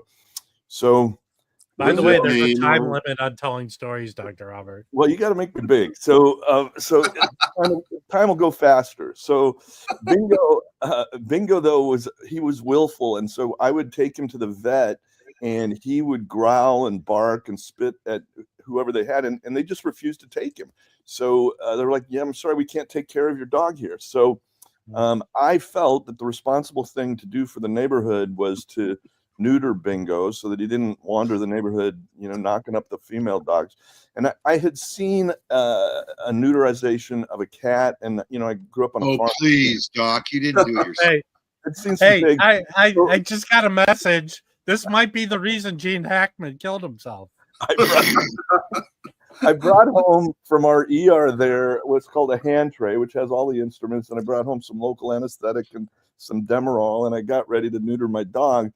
And the first you neutered the dog yourself? You didn't neuter yourself. Don't God. Let me finish the story, Brian. Wait, Dr. Robert, are you a veterinarian hobbyist?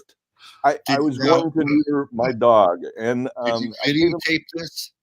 No. Did you have like a library of these? Dr. Robert, did the mob bring their guys to you when they get shot up? Oh yeah. Hey, Dr. Robert, do you paint houses? Dr. Robert, asking for a friend. Do you still perform neuters? Because there's a guy in Omaha, Nebraska, who is in desperate need to be neutered. All right. There's actually a funny ending to the story if there's any interest. But so good way to end the show. What happened was I give him an injection of the Demerol and start to get the local ready, and he turns around and he bites my hand, which I've got leather gloves. The hand that feeds him? He breaks skin through my leather gloves, and my wife jumps in front of me and she says, "No, leave Bingo alone, leave him alone." So I never neutered Bingo. Bingo kept his balls, and I have no idea. And he used to run the neighborhood. I have no idea how many pregnancies he caused. But here's the funny thing was at the time, I told a couple of my residency buddies about it, and they were like making fun of me. And, it became this story that I had tried to neuter Bingo and failed. So you tried to have a trans dog. I don't know about maybe possibly most after dogs. That, taking the dog to the veterinarian and letting that guy handle it, and then picking the dog up and bringing it home. I told you they wouldn't take it. That's an option. They wouldn't. Dr. Robert, this is a suggestion for your channel. Maybe you should perform a neutering for your channel. That'd be a good video. Might go viral. I think, I've kind of moved on, but, to get to the punchline, among my co-residents, it was this story that was kind of, I was made fun of and chastised for it. But years later, I'm running an educational program for residents, and 4 residents from my home program are there. And so we go out for drinks afterwards, and I buy them all a round of drinks. And you all neutered each other. Is that the punchline? No, so one of the residents says, "Are they eunuchs?" No, the resident says, there's a story that you actually castrated your dog." And I said, well, let me tell you the story. So I tell him that story I just told you guys, and of course, no, I never neutered Bingo. And he goes, "It doesn't matter. You're still a legend." I can see now, probably when you operated on the archivist, I don't think she needed anesthesia. You probably just told her one of your stories. Hey, whatever works, whatever works. And I can't divulge patient information. Dr. Robert, were you known for your bedside manner? I actually, gosh darn it, people like me waxed. Gosh darn it. Are you using the whole fist, Doc? Did you work at the St. Denis Hospital in Portland? Oh no, I don't know what that's modeled after. I don't think it's modeled after anything. That's a funny show. I kind of like it. I've only seen a few episodes, but they make clear this is not a Portland hospital. They say we're in Oregon, but we're not in Portland. Yeah, okay. Yeah. We're not the hospital that castrates dogs. You're gonna have to go elsewhere for that. Was that worth the story? I don't know. You guys tell me. I came home yesterday. I go out for like 3 hours. I come home. I hit the automatic garage door opener, and as the door opens, this big fucking black cat runs out of my garage. I don't own a cat. Ooh. Omen. What's in your garage that a cat would want to explore? Records. Someone pissed on your records, Doc. Now when the dog goes in the garage, it's smelling everywhere. Like, I know it was in here. Why do you have records in the garage? Number 2. Because I don't have any more room up here. Those are the ones you're selling. Always room. There's Yeah. Those. I don't want to be that guy with boxes of records in the. No, these are the ones I'm selling. All right. Yeah. I have boxes. I have storage sheds full of stereo equipment that I need to sell. That's where I'm an idiot. You got a Pioneer 707 or 909? No, but I have a nice Yamaha CR620 that you want to sell. I think I would sell it. One of those natural sound receivers. Is with or without the wood casing? This one has its, fake Silver? wood casing. It has the wood. It's fake wood, but yeah. It puts out, it puts out 30 watts. Yeah, I do have I had a beautiful Yamaha amp and preamp for a while. I really liked it. The only problem I had, with those knobs, they'd always get loose. The screws would always get loose and it'd come off for some reason. I was using that thing up until 2 days ago. It's really good. So you'd have to have little Allen wrenches nearby. I'm just dying to ask Dr. Robert about circumcisions, but I'm not going to do that. Different animals. The thing of it is tutoring. Different organ system. You can convert. The only dog in the neighborhood is circumcised. Dr. Robert. You can convert to Judaism, but you have to be circumcised. That's why men don't convert to Judaism. Women do, but men don't.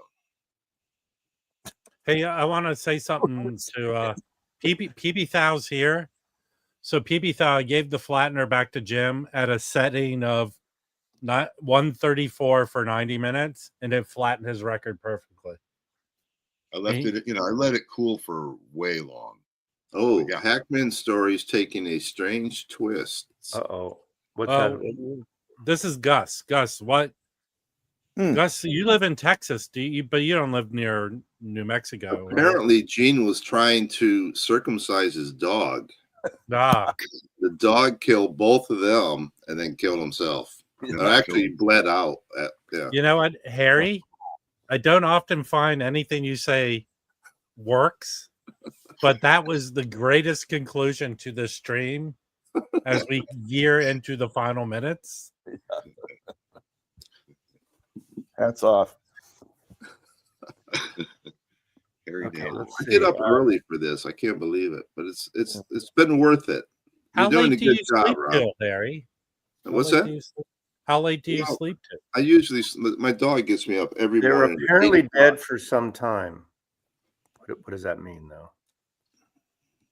Who said they were apparently dead for some time? The utility tested the gas lines in and around the home after the bodies were discovered, according to the warrant. At the time, it didn't find any signs of problems. A detective noted that people exposed to gas leaks may not show signs of poisoning. Wait. Hold on 1 second. Are you joking, Chance? There was a welfare check. Someone called for a welfare check. Yeah, yes, it doesn't say here well, I haven't seen the 2 weeks yet, but I believe that. Yeah, it's kind of weird. So his career. Hold on.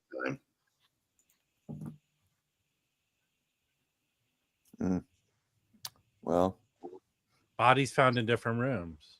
Very Well, sad. How when do you- Do you find you're him 10 years dead? old, you take medication How do you usually. kill the dog? With pills?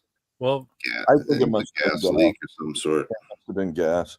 It says it's not gas. Utility checked the gas. There's no gas issues. Something. It's some kind of toxin.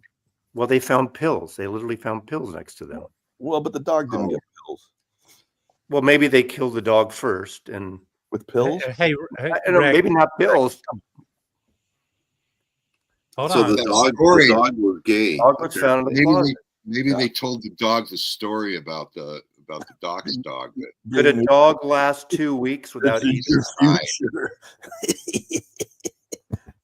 How old was the dog? Yeah, but if there was something that caused them to die, the same thing would cause the dog to die. Yeah, You but if wouldn't they wait found 2 weeks. pills, Right.